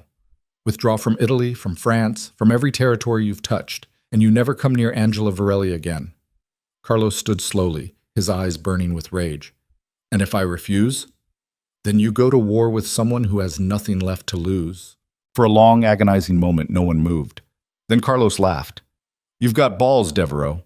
I'll give you that." He gestured to his men. "But this isn't over." "Yes," Luca said quietly. "It is." Carlos walked toward the door, then paused beside Angela. "Your father made a mistake, choosing Devereaux over us. Don't make the same one." Angela met his gaze, her voice steady. "My father made the right choice. And so did I." Carlos's expression darkened. Then he walked out, his men following. The door slammed shut. Angela's legs gave out. Luca caught her before she hit the floor. "Breathe," he said. She did, gasping, her whole body shaking. "Is it over?" For now? Luca helped her to a chair. But we need to move. Fast. We'll shut. They left the casino through a side exit, Luca's hand on her arm, guiding her through narrow streets toward the bank. The city was quieter here, the noise of the casino fading behind them. Angela's mind was still spinning. You were bluffing, she said. About the information. You don't have any of that. Luca glanced at her, a ghost of a smile on his lips. I wasn't bluffing. I've been gathering intel on the cartel for 2 years. I just didn't have enough to move until tonight. So you used me as bait. I used us both. Luca stopped in front of a building, old, stately, a bank from another era. But it worked. Inside, a clerk was waiting. Luca handed over documents. The clerk led them to a vault, opened a safety deposit box, and left them alone. Luca pulled out the box, set it on the table. This is it. Whatever your father left, it's in here. Angela's hand shook as she opened it. Inside was a flash drive and a letter. She unfolded the letter, her father's handwriting blurring through her tears. Angela, if you're reading this, you've found your way. You've survived. I'm so proud of you. The drive contains everything. Proof of the cartel's operations, names, accounts, everything Devereaux needs to finish this. Give it to him. Trust him. He's the only one who can keep you safe now. I love you, baby. Always. Dad. Angela handed the drive to Luca, her throat too tight to speak. He took it, his expression unreadable. Your father was a good man, he said quietly. He just made bad choices. Like all of us, Angela whispered. Luca looked at her, and for the first time she saw something soft in his eyes. Not all of us. Then the lights went out. Gunfire erupted from somewhere above, shouting, the sound of breaking glass.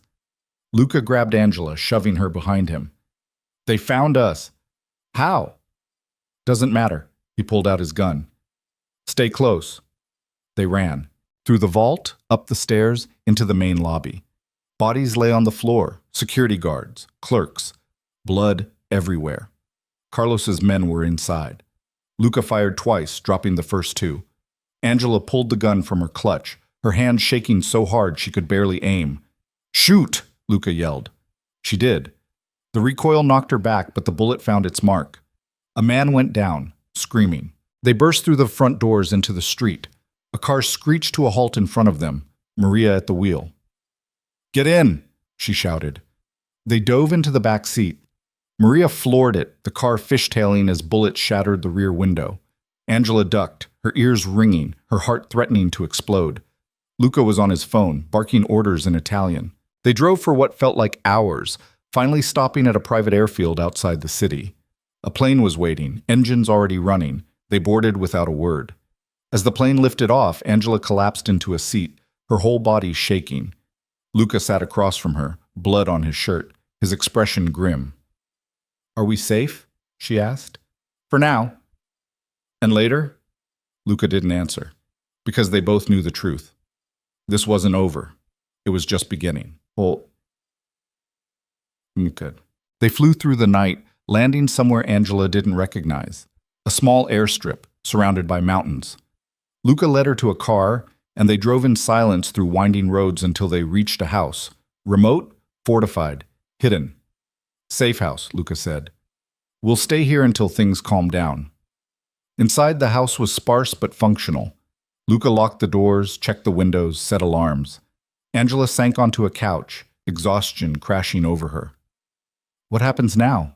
Luca sat across from her, the flash drive in his hand. I use this.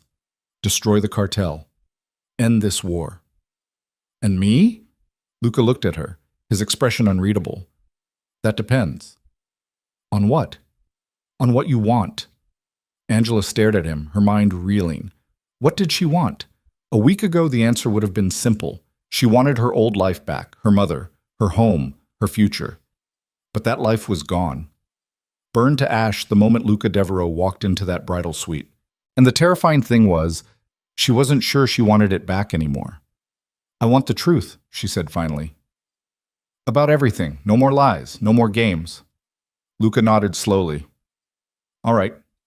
He stood, crossed to a cabinet, and pulled out a bottle of whiskey, poured 2 glasses, handed one to Angela. Ask, he said. Angela took a sip, the burn steadying her. Who are you, really? Luca smiled, bitter, tired. I'm the son of a fisherman from Calabria. Grew up poor, watched my father die because he couldn't afford medicine. Watched my mother work herself to death trying to feed us. I was 14 when I joined my first crew, 18 when I killed my first man, 25 when I took over the organization. He took a drink. I'm not a good man, Angela. I've done terrible things, but I've never pretended to be anything other than what I am. And what's that? A survivor. Angela set down her glass. So am I. Luca's eyes met hers, and something passed between them. An understanding, maybe. Or a challenge. Yes, he said quietly. You are. For a moment, neither of them moved.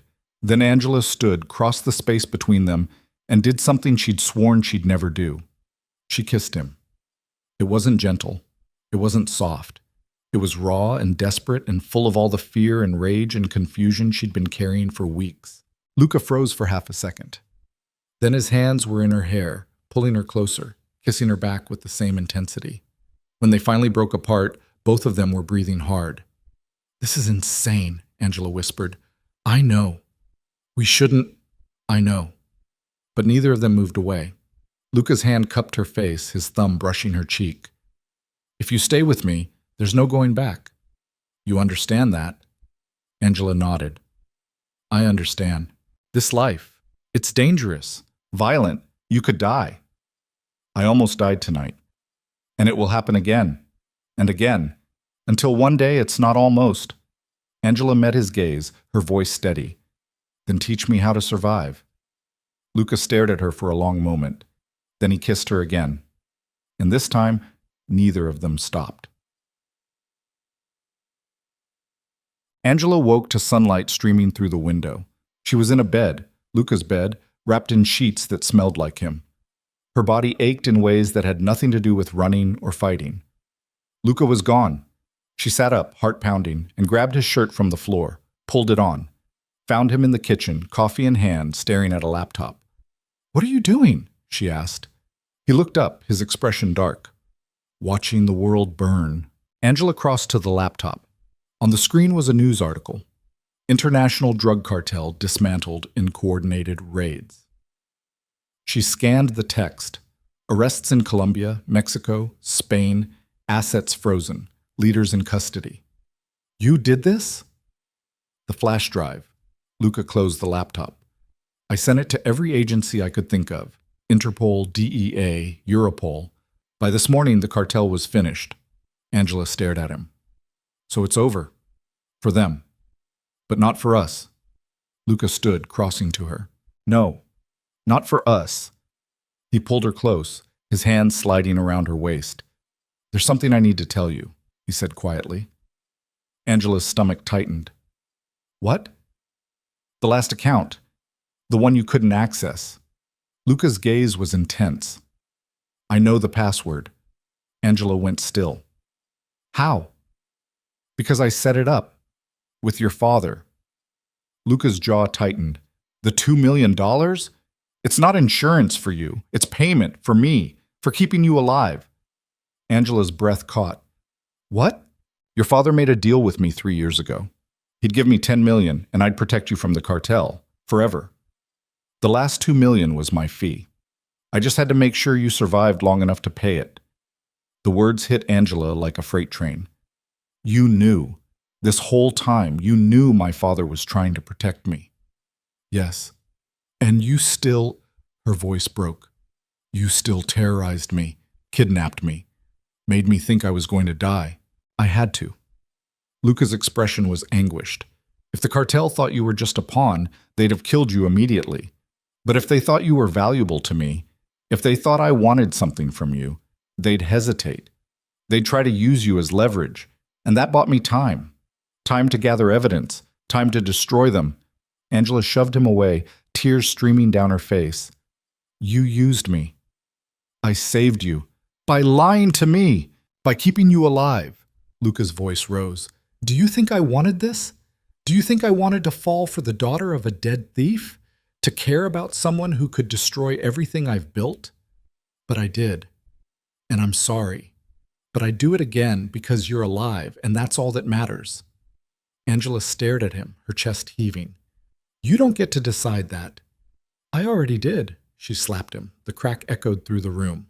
Luca didn't flinch, just stood there, his cheek reddening, his eyes locked on hers. I deserve that, he said quietly. You deserve worse. I know. Angela turned away, her hands shaking. I can't do this. I can't be with someone who... I love you. The words stopped her cold. She turned back, her breath catching. What? Luca stepped closer, his voice raw. I love you, Angela. I didn't want to. I tried not to. But I do. And I'm not asking you to forgive me. I'm not asking you to stay. I'm just telling you the truth, because you deserve that much. Angela's tears blurred her vision. You don't love me. You love the idea of me, the weapon, the leverage. No. Luca's hand cupped her face. I love the woman who stood in front of a cartel boss and didn't flinch. I love the woman who learned to shoot in a single day and saved my life.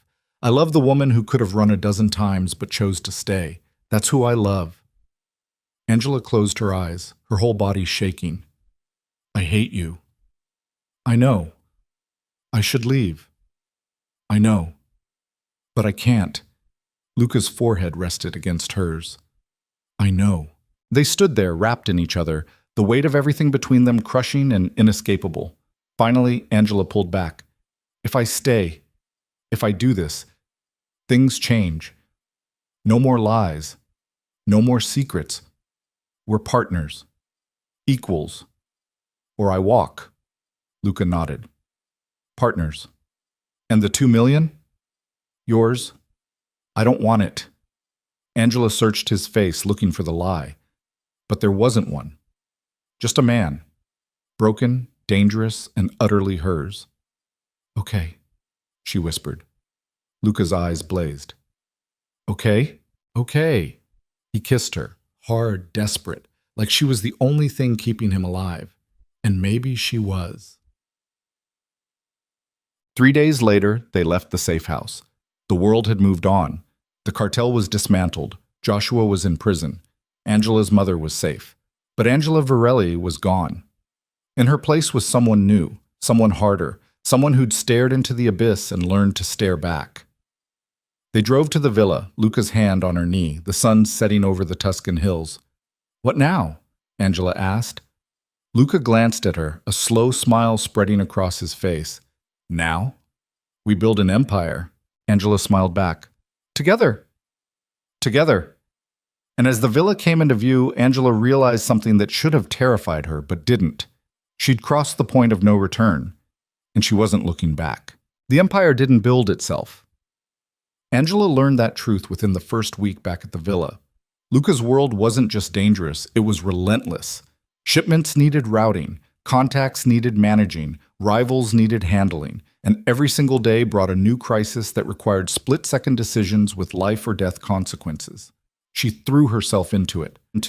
Morning started at 5 with Luca in the gym, hand-to-hand combat, weapons training, situational drills. He was brutal, never pulling punches, pushing her until her muscles screamed and her lungs burned. But she didn't quit. Couldn't. Because every bruise was a lesson, every fall a chance to get back up stronger. Afternoons were spent in his war room learning the business, how to read shipping manifests, how to identify undercover cops, how to spot a double cross before it happened. Luca taught her everything, not because he wanted to, but because he needed to. Because partners meant equals, and equals meant survival. Nights were theirs. No business, no war. Just two people trying to find something real in the wreckage of their lives. But peace was a luxury neither of them could afford for long. 3 weeks after Monaco, the first threat arrived. Angela was in the garden when she heard the gunshot. Not close, somewhere on the perimeter, but close enough that her hand went instinctively to the gun tucked into her waistband. Luca had insisted she carry one everywhere now. She'd resisted at first. Not anymore. She ran toward the villa, her heart hammering. Guards were already moving, weapons drawn, shouting into radios. Luca appeared from the side entrance, his face dark. "Inside," he barked. "What's happening? Inside, now!" He grabbed her arm, pulling her through the doors. Maria was there, her expression grim. "Lock it down," Luca ordered. Maria nodded, disappearing down the hall. Steel shutters began dropping over the windows with mechanical precision. The villa transformed from a home into a fortress in seconds. Angela's pulse pounded in her ears. "Luca, what's going on?" He pulled out his phone, tapped the security feeds. On the screen, she saw them, 4 men in tactical gear, moving through the olive groves toward the house. Professional, armed, deadly. "Cartel?" she asked. "No." Luca's jaw tightened. "Worse." "What's worse than the cartel?" "My own people." Angela's blood went cold. Luca zoomed in on one of the men's faces. She recognized him, Marco, one of Luca's captains. Someone she'd met half a dozen times. Someone Luca trusted. "He's staging a coup," Luca said quietly. "He thinks I've gone soft, that you've made me weak." "Have I?" Luca looked at her, his eyes blazing. "No, but he's about to find out just how wrong he is." He grabbed a rifle from the wall cabinet, checked the magazine, and tossed a second one to Angela. "You remember how to use this?" Her hands closed around the weapon, muscle memory kicking in. "Yes." "Good, because we're about to have company." The attack came 5 minutes later. Explosions rocked the east wall. Not enough to breach it, but enough to rattle the windows and send dust raining from the ceiling. Angela ducked instinctively, her grip tightening on the rifle. Luca was on the radio, barking orders to the guards outside. His voice was calm, controlled, but Angela could see the tension in his shoulders. "How many?" she asked. "Marco brought 12. We have 8 inside, 4 outside." Luca's eyes met hers. "We're outnumbered. So what's the plan? Survive long enough for reinforcements to arrive." "How long?" 20 minutes. Angela's stomach dropped. 20 minutes might as well have been 20 hours. Gunfire erupted from the north side, rapid, chaotic. The sounds of men shouting, screaming. Luca moved to the window, peering through a slit in the shutter. Angela followed, her heart in her throat. Outside, Marco's men were advancing, using the garden walls for cover. Luca's guards were returning fire, but they were falling back, outnumbered and outgunned. "We can't hold them," Angela said. "We don't have to." Luca turned to her. "We just have to make it too expensive for them to try." He crossed to a panel on the wall, flipped it open, and entered a code. Somewhere below, machinery groaned to life. "What's that?" "Insurance." The villa had a basement. Angela had never been down there, but she'd heard rumors. Storage, weapons, and something else Luca had never explained. Now she was about to find out. "Come on," he said. They moved through the villa, down a narrow staircase hidden behind a bookshelf. The air grew cooler, the walls closing in. At the bottom, Luca unlocked a heavy steel door and pushed it open. Inside was an armory, rows of weapons, rifles, shotguns, handguns, even grenades, enough firepower to start a small war, or end one. Luca grabbed a vest, tossed one to Angela. "Put it on." She did, the weight settling over her chest like a second skin. Luca loaded magazines, checked weapons, moved with the efficiency of someone who'd done this 1,000 times before. "How often does this happen?" Angela asked. "Often enough." He handed her extra ammunition, a knife, and a small device that looked like a phone. "Panic button," he explained. "If something happens to me, press it. Reinforcements will come for you." Angela's throat tightened. "Nothing's going to happen to you." Luca's smile was grim. Optimism. "I like it." Above them, the gunfire intensified, closer now. "They're inside," Luca said. He moved to a second door at the back of the armory, unlocked it, and pulled it open. Beyond was a tunnel, narrow, dark, stretching into nothing. "Emergency exit," he said. "Leads to the woods 1/2 mile north. If things go bad, you run. Don't look back. Don't wait for me. Just run." "I'm not leaving you." "Angela?" "I said I'm not leaving." Her voice was steel. "We're partners, remember? That means we fight together, or we die together." Luca stared at her for a long moment. Then he nodded. "Together." They moved back upstairs, weapons ready, every nerve on edge. Hot. Marco's men had breached the main floor. Angela heard them before she saw them. Boots on marble, voices low and tense. Luca gestured for her to take position behind a pillar. She did, her rifle trained on the doorway, her finger resting on the trigger. The first man came through fast, weapon up, scanning the room. Angela fired. The shot hit him center mass, dropping him before he could react. The second man dove for cover, returning fire. Bullets chewed into the pillar, spraying Angela with plaster dust.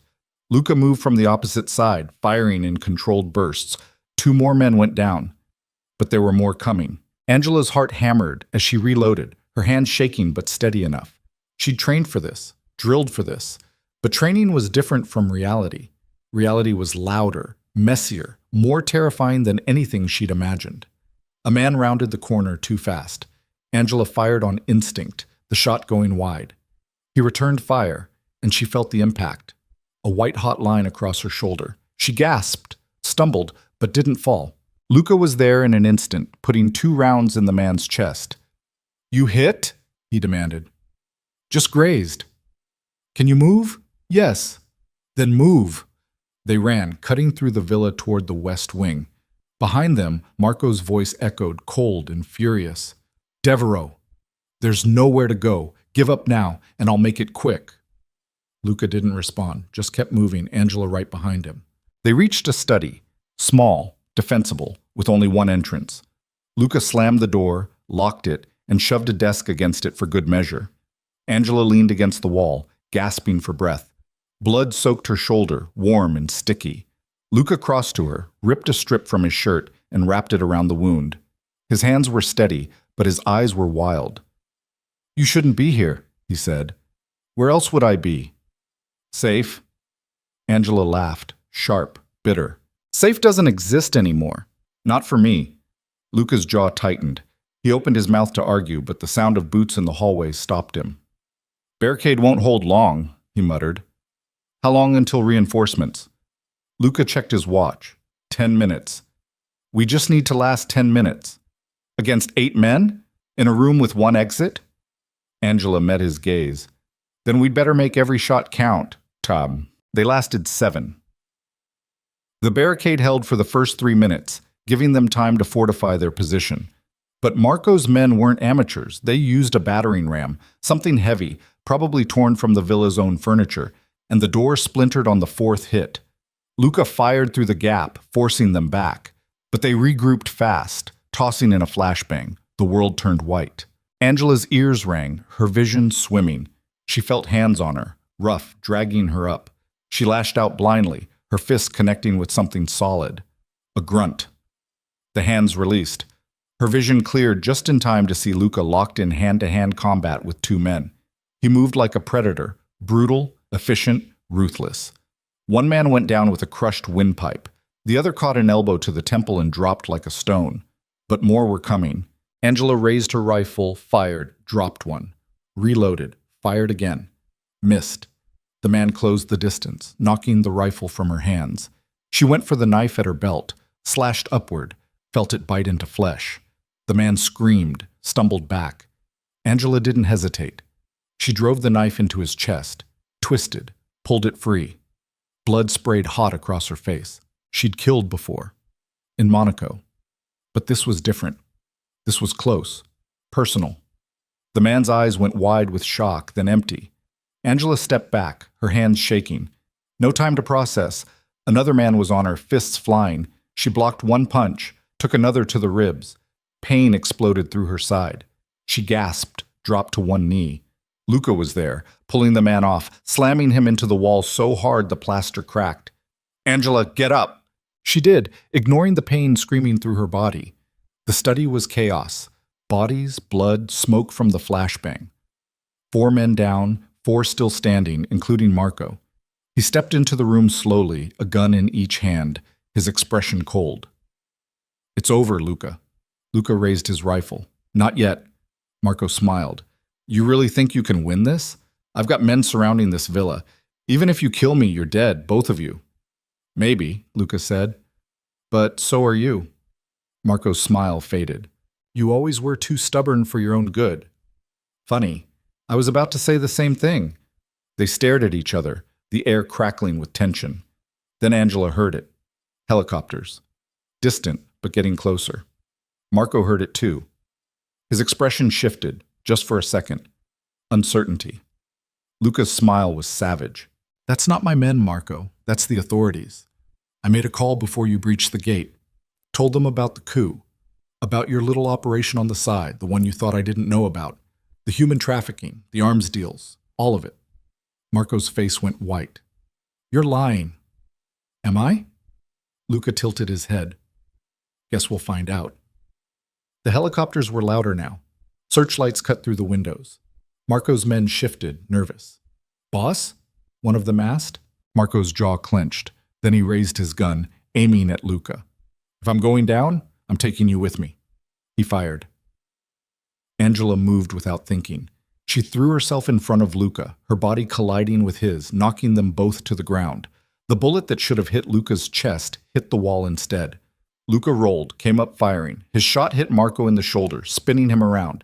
The second shot hit his leg, dropping him. Marco's men scattered, some running for the exits, others dropping their weapons and raising their hands as armed police poured into the villa. It was over in seconds. Angela lay on the floor, her ears ringing, her body screaming. Luca was beside her, his hands on her face. Angela, look at me. She did. His face was smeared with blood. Hers, his, she didn't know. I'm okay, she managed. You jumped in front of a bullet. You would have done the same. Luca's laugh was half sob.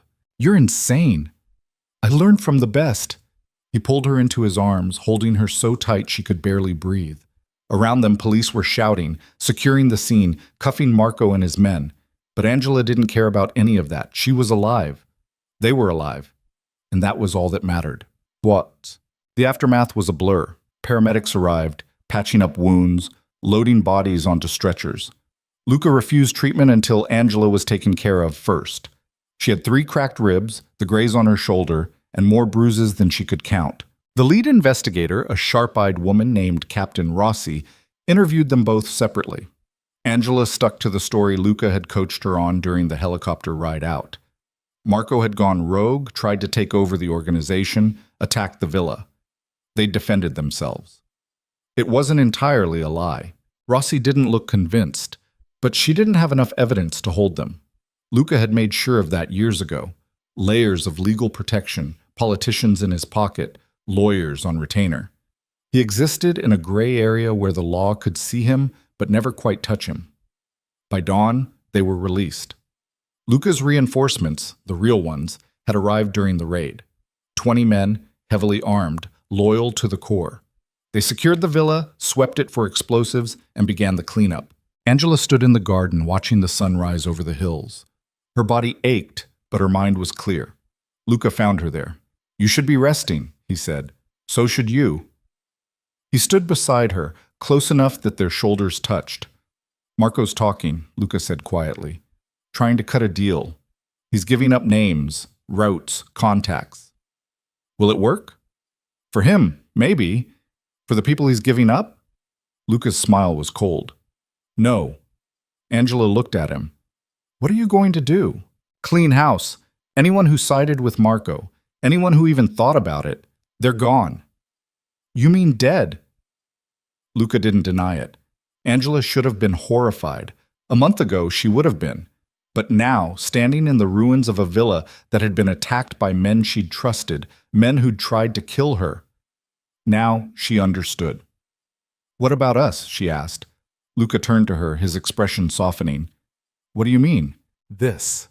Angela gestured to the villa, the guards, the wreckage. This life. Is this what you want? Forever?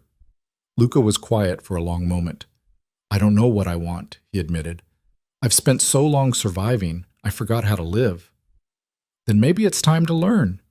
He looked at her, really looked at her, and Angela saw something in his eyes she'd never seen before. Hope. You make it sound easy, he said. It's not. But nothing worth having ever is. Luca's hand found hers, his fingers lacing through hers. I love you, he said. I know I've said it before, but I need you to know. I mean it. You're not leverage. You're not a weapon. You're the only good thing I've ever had. And if you want out, if you want to walk away from all of this, I'll let you go. Angela's throat tightened. What if I don't want to go? Then I'll spend the rest of my life making sure you never regret staying. Angela turned to face him fully, her hand cupping his jaw. I don't regret it. Not for a second. Luca's eyes searched hers, looking for doubt, finding none. He kissed her, soft, tender, nothing like the desperate clashes of before. This was different. This was a promise. When they pulled apart, Angela rested her forehead against his. So what now? She asked. Luca smiled. Now? We rebuild. Stronger, smarter, together. Together, Angela echoed. But rebuilding wasn't as simple as it sounded. Over the next 2 weeks, the full extent of Marco's betrayal became clear. He'd been planning the coup for months, siphoning funds, recruiting loyalists, building a network under Luca's nose. And he hadn't been working alone. There was someone else. Someone higher up the food chain. Someone who'd been pulling Marco's strings. Luca's contacts in law enforcement, the ones he hadn't bought, confirmed it. Marco was just a pawn. The real threat was still out there. Who? Angela asked one night, staring at the files spread across Luca's desk. I don't know yet, but I will. Luca's voice was ice. And when I find them, they'll wish they'd never been born. Angela believed him. But finding the puppet master wasn't going to be easy. Whoever they were careful. Smart. And they'd been watching Luca for years, waiting for the perfect moment to strike. That moment had almost come. If not for Angela throwing herself in front of a bullet, it would have. The thought sent a chill down her spine. She stood, crossing to the window. Outside, guards patrolled the grounds, their presence a constant reminder of the danger they were in. We can't keep living like this, she said. Luca looked up. Like what? Like prisoners, looking over our shoulders every second, waiting for the next attack.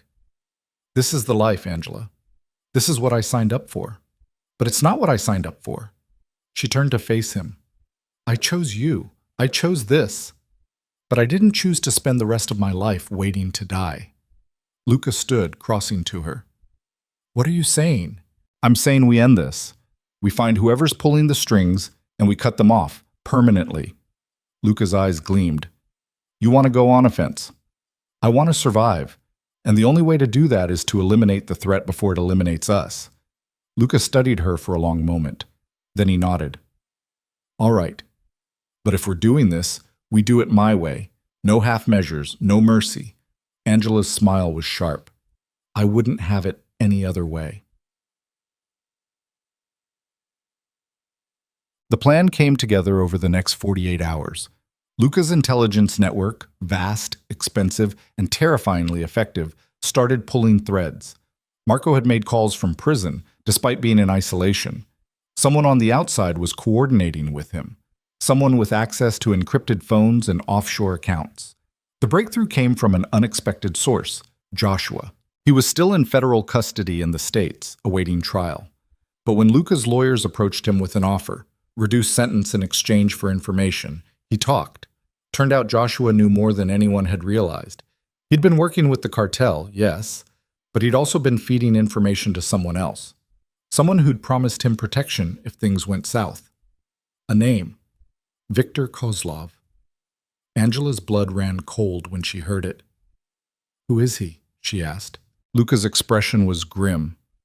Russian arms dealer, one of the biggest in Europe. I've been trying to shut him down for years, but he's untouchable. Too many connections, too much money. And he wants you dead. He wants my territory, my roots, my contacts. With me gone, he can move in and take over the entire Mediterranean. Angela's mind raced. So Marco was working for him. Marco was an idiot who thought he could play both sides. Kozlov used him.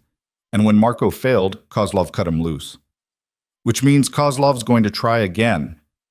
Not try. Luca's voice was hard. He's going to succeed, unless we stop him first. Angela leaned against the desk, her mind spinning. How do we stop someone who's untouchable? Luca smiled. Cold, dangerous. We make him touchable. The trap was set in 3 days. Luca leaked information through his network, carefully crafted lies designed to lure Kozlov out of hiding.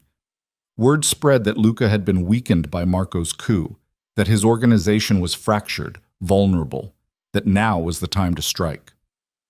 Kozlov took the bait. Intelligence confirmed he was flying into Italy personally, something he rarely did. He wanted to oversee the final blow himself. Arrogant bastard, Luca muttered, staring at the surveillance photos. Angela studied the images. Kozlov was older than she expected. Mid-60s, gray hair, expensive suit. He looked like a businessman, not a killer. But she knew better. "Where's the meet?" she asked. "Rome. A warehouse near the docks. Neutral ground." Luca's smile was savage. "Or so he thinks." "What's the play?" "We go in. Negotiate. Make him think we're desperate. And when his guard's down..." Luca made a sharp gesture across his throat. Angela's pulse quickened. "That's insane. He'll have an army with him. So will we. He'll be expecting a double cross, which is why we won't do it the way he expects." Luca turned to her, his eyes intense. "You're going to kill him." Angela's breath caught. "What? He doesn't know you, doesn't see you as a threat. He'll be focused on me, on my men. He won't even look at you until it's too late." "You want me to assassinate him? I want you to end this war before it destroys us both." Angela stared at him, her heart pounding. This was it. The moment where she stopped being a victim, stopped being collateral, and became exactly what Luca had always said she was. A weapon. "Okay," she said quietly. Luca crossed to her, his hands framing her face. "You don't have to do this." "Yes, I do." Angela's voice was steady. "Because if I don't, we're dead. Both of us." Luca kissed her, hard, desperate. "I love you," he whispered against her lips. "I love you too." Angela pulled back, her eyes fierce. "Now teach me how to kill a king." The warehouse was massive, rusted metal, broken windows, the smell of salt and decay thick in the air. Luca's men secured the perimeter, hidden but ready. Inside, a single table had been set up in the center of the space, 2 chairs facing each other. Angela stood in the shadows, her heart hammering. She wore a simple black dress, no weapons visible, but strapped to her thigh, hidden beneath the fabric, was a knife. Small, sharp, deadly. Luca had drilled her for hours. One chance, one strike. Center mass, upward angle, twist and pull. She could do this. She had to. Kozlov arrived exactly on time. He came with 12 men, all of them armed, all of them professionals. They swept the warehouse, checked for traps, scanned for threats. But they didn't find Angela, pressed flat against the wall in the darkest corner, barely breathing. Kozlov himself was calm, unhurried. He sat at the table, poured himself a glass of vodka from a flask, and waited. Luca entered from the opposite side, alone, the picture of confidence. "Kozlov," he said, sitting across from him. "Devereaux." Kozlov's English was heavily accented but clear. "You look terrible." "You should see the other guy." Kozlov smiled. "I heard about Marco. Shame. He had potential." "He was an idiot." "True, but he was my idiot." Kozlov took a sip of vodka. "You've been busy, I hear, cleaning house, making enemies." "I prefer to think of it as trimming dead weight." "And yet, here you are, asking for a meeting, asking for peace." Kozlov leaned back. "Why?" "Because I'm tired," Luca said simply. "Tired of fighting, tired of watching my people die. I want out." Kozlov's eyebrows rose. "Out? I'll give you the Mediterranean, the routes, the contacts, everything. In exchange, you leave me alone. Let me retire in peace." Kozlov laughed, deep, genuine. "You? Retire? Forgive me if I don't believe you. Believe what you want. I'm offering you everything you've wanted for years, on a silver platter." Kozlov's smile faded. He studied Luca, searching for the lie. "What's the catch?" "No catch. Just terms. You get the territory. I get my life. And the girl." Kozlov's gaze sharpened. "What girl?" "Angela Varelli. Vincent's daughter. She's mine. Non-negotiable." Kozlov's eyes narrowed. "The girl you kidnapped? The one who's been helping you?" "The one I'm going to marry." Kozlov laughed again, but this time there was an edge to it. "You've gone soft, Devereaux. Love has made you weak." "Maybe. But I'm still smart enough to know when I'm beaten." Kozlov considered, Then he nodded. All right, I accept your terms. The territory is mine. You retire, and you keep the girl. He extended his hand. Deal? Luca stood, shook his hand. Deal. That's when Angela moved. She stepped out of the shadows, crossing the space in 3 silent strides. Kozlov's men reacted too late, their hands going for weapons, but not fast enough. Angela's hand slipped beneath her dress, pulled the knife, and drove it into Kozlov's back, upward, between the ribs, straight into his heart. Kozlov gasped, his eyes going wide with shock. Angela twisted the blade and pulled it free, blood spraying hot across her hand. Kozlov collapsed, dead before he hit the ground. For 1 frozen second, no one moved. Then all hell broke loose. Kozlov's men opened fire. Luca dove for cover, pulling Angela with him. His own men burst through the doors, returning fire in a deafening roar. The warehouse became a war zone. Angela pressed herself against a pillar, her hands slick with blood, her ears ringing. Luca was beside her, firing over her head, his face a mask of cold fury. "Stay down!" he shouted. She did. The firefight lasted 2 minutes, brutal, chaotic, merciless. When it ended, Kozlov's men were dead or dying. Luca's men were battered but alive. And in the center of it all, Viktor Kozlov lay in a pool of his own blood, eyes staring at nothing. Luca stood, pulled Angela to her feet. "You okay?" Angela looked down at her hands, at the blood, at the knife still clutched in her fist. "I killed him," she whispered. "You saved us." Luca's hands framed her face.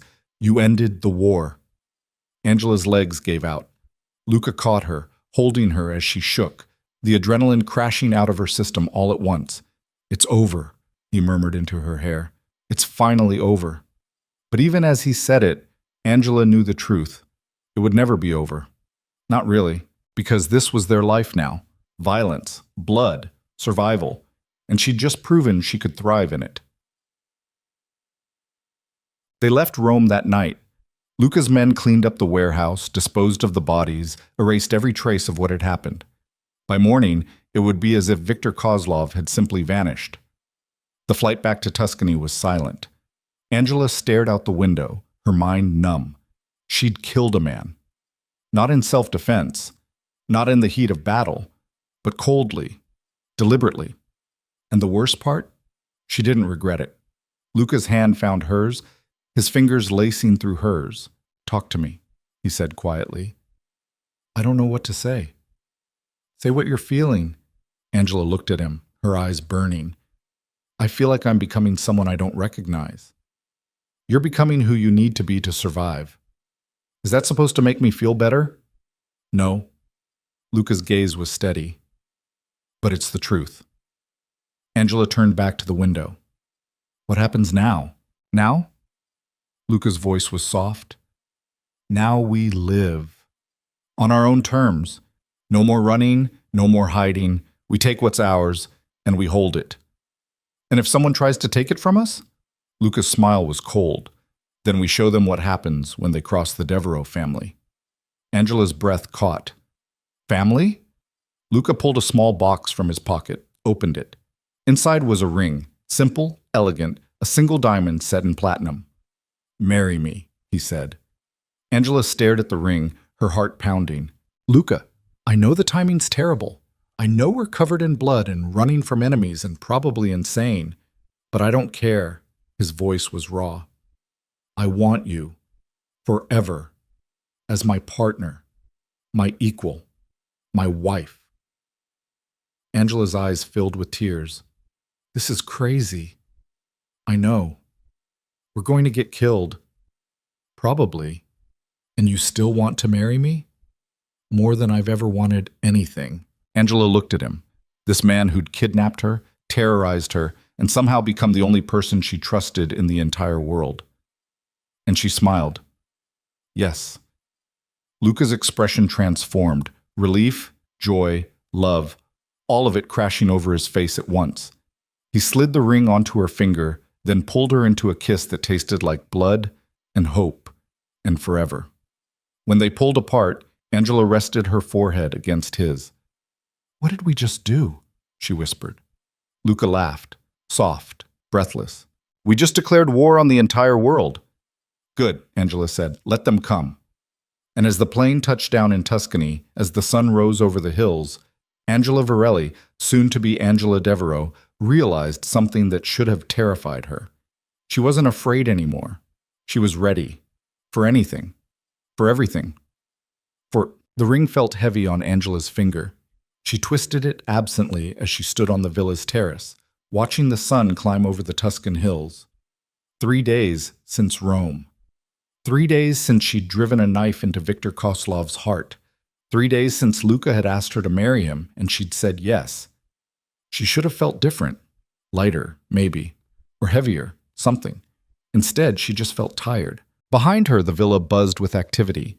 Luca's men were everywhere, reinforcing security, sweeping for bugs, preparing for retaliation that might never come.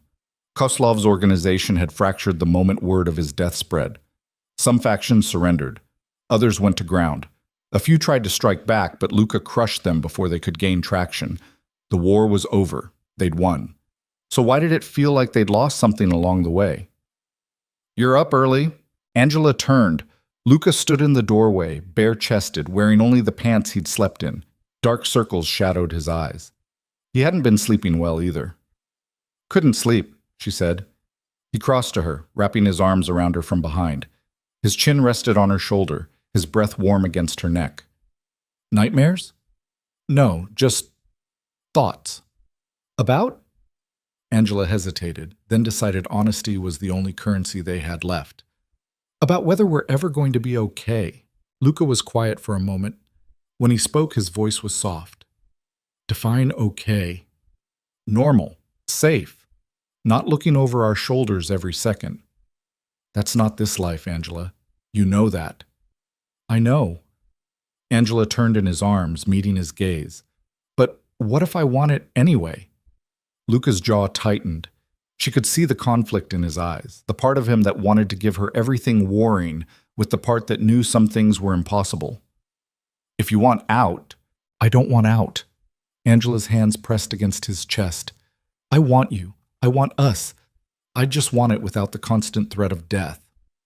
Then we make it happen." "How?" Luca's smile was grim. "We finish what we started. We consolidate power. We make it so expensive to come after us that no one dares try. And then? And then we live. On our own terms." Angela searched his face, looking for the lie. But there wasn't one. Just determination, fierce and unshakable. "Okay," she said quietly. Luca kissed her forehead. "Okay." The consolidation took 2 weeks.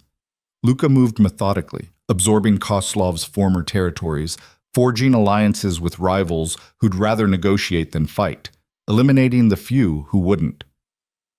Angela watched him work, marveling at the cold precision of it. This wasn't the man who'd held her while she cried after killing Koslov.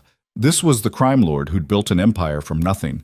But at night, when they were alone, that mask came off. And the man underneath was breaking. Angela saw it in the way his hand shook when he thought she wasn't looking. The way he stared at nothing for long stretches, lost in thoughts he wouldn't share. The way he held her too tight, like she might disappear if he let go. "Talk to me," she said one night, lying in bed beside him. "Nothing to talk about." "Luca, I'm fine." "You're not." He turned to face her, and in the moonlight streaming through the window, she saw it. The cracks in the armor, the weight of every decision, every death, every compromise. "I don't know how to stop," he admitted. "I've been doing this for so long, I don't know who I am without it." Angela's hand found his, their fingers lacing together. "Then we figure it out, together." "What if there's nothing left to figure out? What if this is all I am?" "It's not." Angela's voice was firm. "You're more than this, I've seen it. You feed people, you protect them. You built schools in villages that had nothing. You're not just a monster, Luca. You're a man trying to survive in a world that doesn't give second chances." Luca's eyes glistened.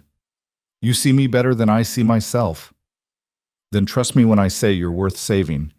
He pulled her close, his face buried in her hair. "I love you," he whispered. "I know." Angela's arms wrapped around him. "And I'm not going anywhere."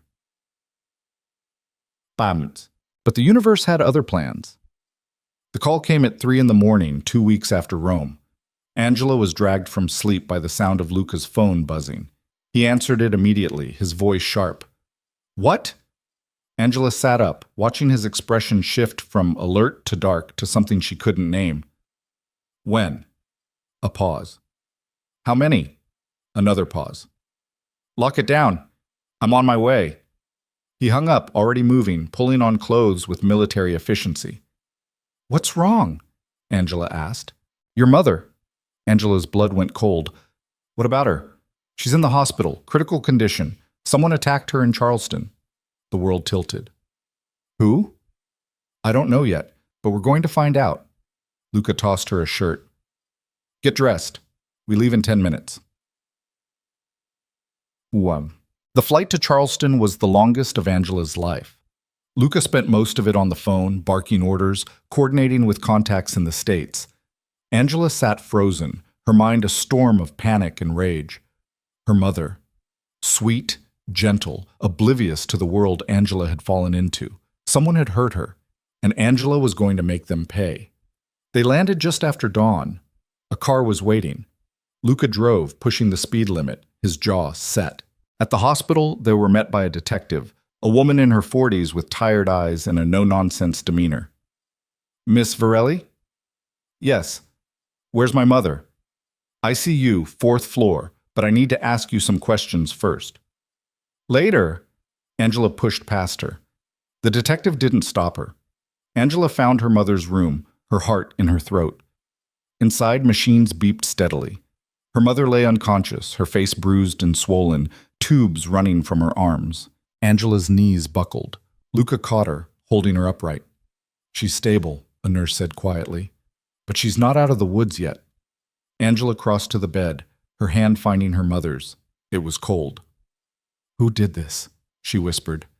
The detective had followed them in. "We're still investigating, but we found this at the scene." She held out an evidence bag. Inside was a playing card, the ace of spades, and written on it in red ink. "You should have stayed out of it." Angela stared at the card, her blood turning to ice. "Kozlov," she said. "Who?" the detective asked. "Viktor Kozlov, Russian arms dealer. He's dead now, but..." Angela's mind raced. His organization. Someone still out there, someone who blames us. The detective's expression shifted. "Us?" Luca stepped forward. "My fiancée and I have been dealing with some complications. Business-related. It seems someone decided to send a message." The detective's eyes narrowed. "What kind of business?" "The kind that doesn't concern you. If it involves an attempted murder in my city, it concerns me." Luca's smile was cold. "Then I suggest you focus on finding whoever did this. Before I do." The detective bristled, but before she could respond, a commotion erupted in the hallway. Shouting, running footsteps. A nurse burst into the room. "We need to evacuate now. There's a bomb threat." The hospital descended into chaos. Patients were wheeled out, staff scrambling, alarms blaring. Luca grabbed Angela, pulling her toward the exit. She resisted. "My mother! They'll get her! Move!" He dragged her down the stairs, through the lobby, into the parking lot. Outside, police and fire trucks were arriving, sirens wailing. Angela scanned the crowd, her pulse hammering. If this was a bomb threat, it was a distraction, which meant she saw him. A man standing across the street, watching the hospital. Tall, dark hair, wearing a jacket too heavy for the weather. His hand was in his pocket, and when their eyes met, he smiled. Then he pulled out a gun. "Luca!" Luca turned, saw the man, and shoved Angela behind a car just as the first shot rang out. The bullet hit the pavement where Angela had been standing. Luca returned fire, his gun appearing in his hand like magic. The man dove for cover, and suddenly the street was a war zone. People screaming, running, chaos everywhere. Angela's training kicked in. She pulled her own gun, smaller, concealed, and fired twice. One shot missed. The other hit the man's shoulder, spinning him around. He went down, but not before squeezing off another round. This one found its mark. Luca grunted, stumbling. Angela caught him, her heart stopping. "No, no, no, no, I'm fine." His voice was strained. Blood bloomed across his side. Just a graze. That's not a graze. It's not fatal. Luca's eyes were hard. Stay here. He moved before she could stop him, crossing the street in a sprint. The gunman was trying to stand, fumbling for his weapon. Luca reached him first, kicking the gun away, then grabbing him by the throat and slamming him against a wall. Who sent you? Luca's voice was a snarl. The man spat blood. Go to hell! Luca hit him, hard. The man's head snapped back. Who sent you? You really don't know? The man laughed, a wet, choking sound. You killed the king, but the queen's still out there, and she's coming for you. Angela crossed to them, her gun trained on the man. What queen? The man's eyes shifted to her, and something like pity crossed his face. Kozlov's daughter, Irina. She's been waiting for this. Waiting for you to think you're safe. He coughed, blood trickling from his mouth. You killed her father. She's going to kill everyone you love, starting with the old woman. Angela's stomach dropped. My mother. The man smiled. Already done. Angela didn't think. She just pulled the trigger. The shot echoed through the street. The man slumped, dead. Luca grabbed her arm. Angela, we need to get back inside. They ran. Back through the lobby, up the stairs, ignoring the shouts of police and staff. Angela's lungs burned, her legs screaming, but she didn't stop. Her mother's room was empty. The bed was gone. The machine silent. A nurse appeared, her face pale. They evacuated her to another facility. She's safe. Angela's knees gave out. She would have hit the floor if Luca hadn't caught her. Where? He demanded. The nurse gave them an address. Luca was already moving, pulling Angela with him. The second hospital was smaller, more secure. Angela's mother had been moved to a private room, guards posted outside. Inside, she was still unconscious, but stable. Angela sank into a chair beside the bed, her whole body shaking. Luca stood by the window, his shirt soaked with blood from the bullet wound. He'd refused treatment, insisting they get to Angela's mother first. You need a doctor, Angela said. Later. Luca. I said later. His voice was sharp. Then he softened. I'm fine. Really. Angela didn't believe him, but she didn't have the energy to argue. A doctor appeared, checking her mother's vitals, adjusting IV drips. When he left, the room fell silent. Finally, Angela spoke. Irina Kozlov. I know. How do we stop her? Luca was quiet for a long moment. We don't. Angela looked up, her heart sinking. What? She's not going to stop. Not until we're dead. And even if we kill her, someone else will come. There's always someone else. Luca turned from the window, his expression haunted. This life. It doesn't end, Angela. Not the way you want it to. So what? We just give up? No.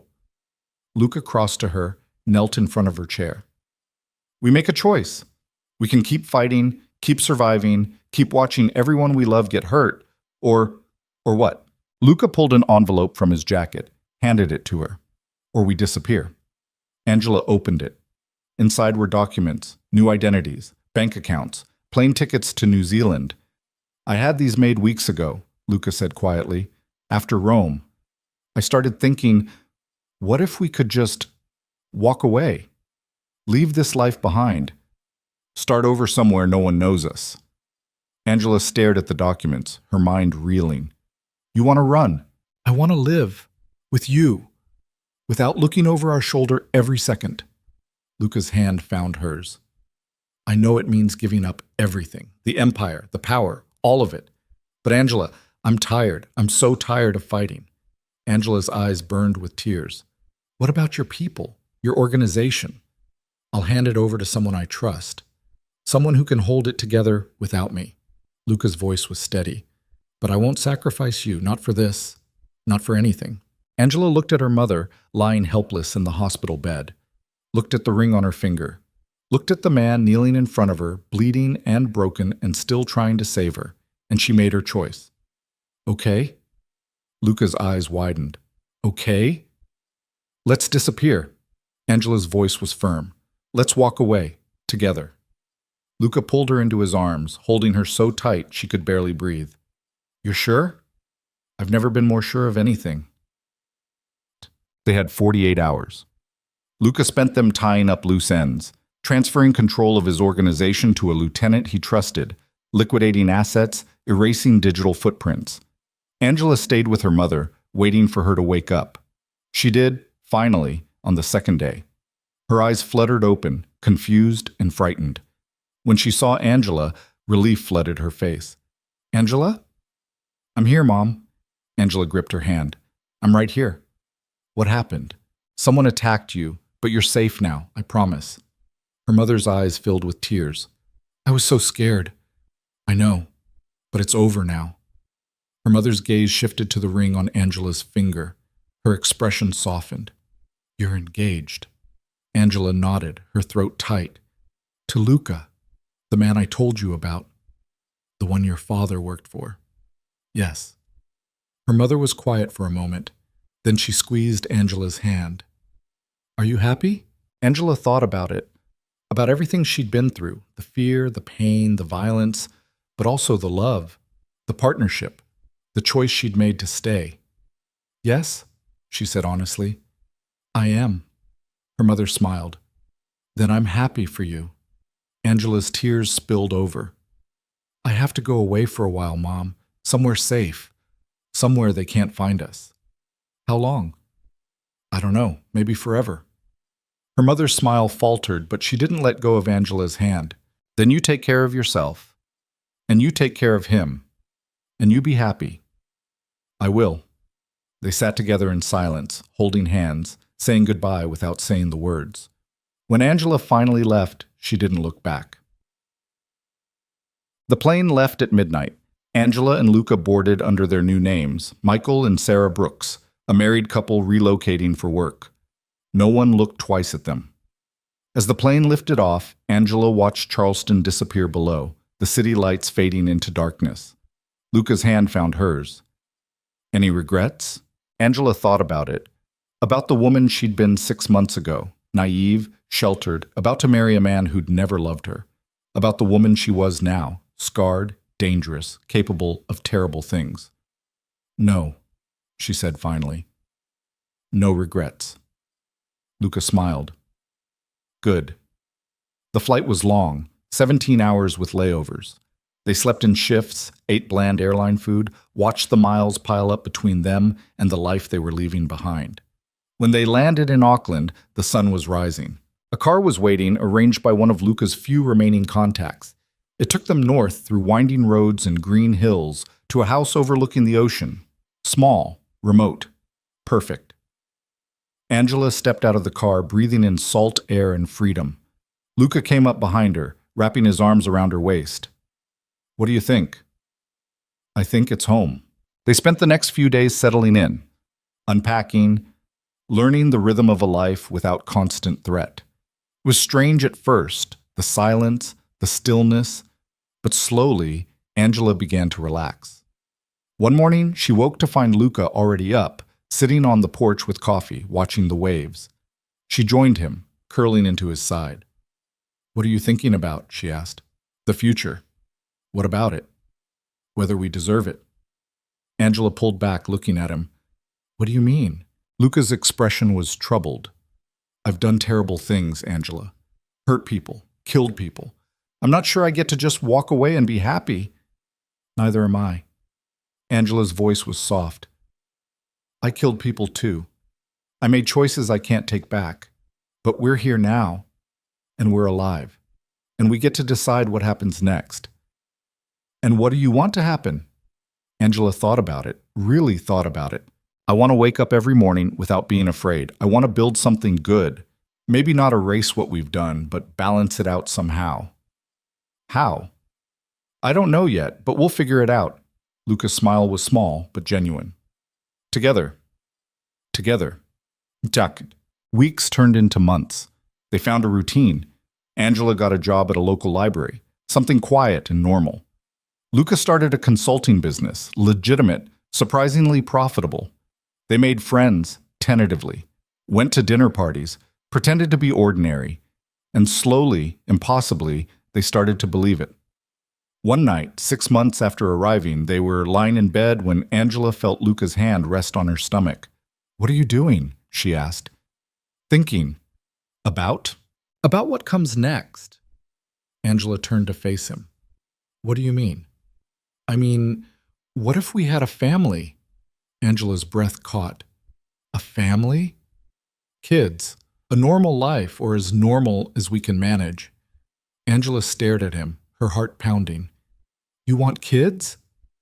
"I want a future. With you. Whatever that looks like." Angela's eyes filled with tears. "I never thought I'd get this. After everything, I never thought I'd get to be normal." "We're not normal." Luca's smile was soft. "But we're ours. And that's enough." Angela kissed him, slow and deep. "Yes," she whispered against his lips. "Let's build a future." Betrayals. A year after leaving Italy, Angela discovered she was pregnant. She told Luca over breakfast, her hands shaking. He stared at her for a long moment, then pulled her into his arms and cried. They were going to be parents. The pregnancy was smooth. Luca hovered, overprotective and anxious. Angela found it endearing, even when it drove her crazy. Their daughter was born on a rainy morning in November. Small, perfect, with Luca's eyes and Angela's determination. They named her Elena. A fresh start. Holding her for the first time, Angela felt something she hadn't felt in years. Peace. Potik. 5 years later, Angela stood on the porch of their house, watching Elena play in the yard. She was chasing butterflies, laughing, her dark curls bouncing. Luca came up behind Angela, wrapping his arms around her. "She's getting big." "Too big." Angela leaned into him. "Sometimes I can't believe this is real." "Believe it." Angela turned in his arms, looking up at him. "Do you ever miss it? The old life?" Luca considered. "Sometimes. The power, maybe. The control. But then I look at her." He nodded toward Elena.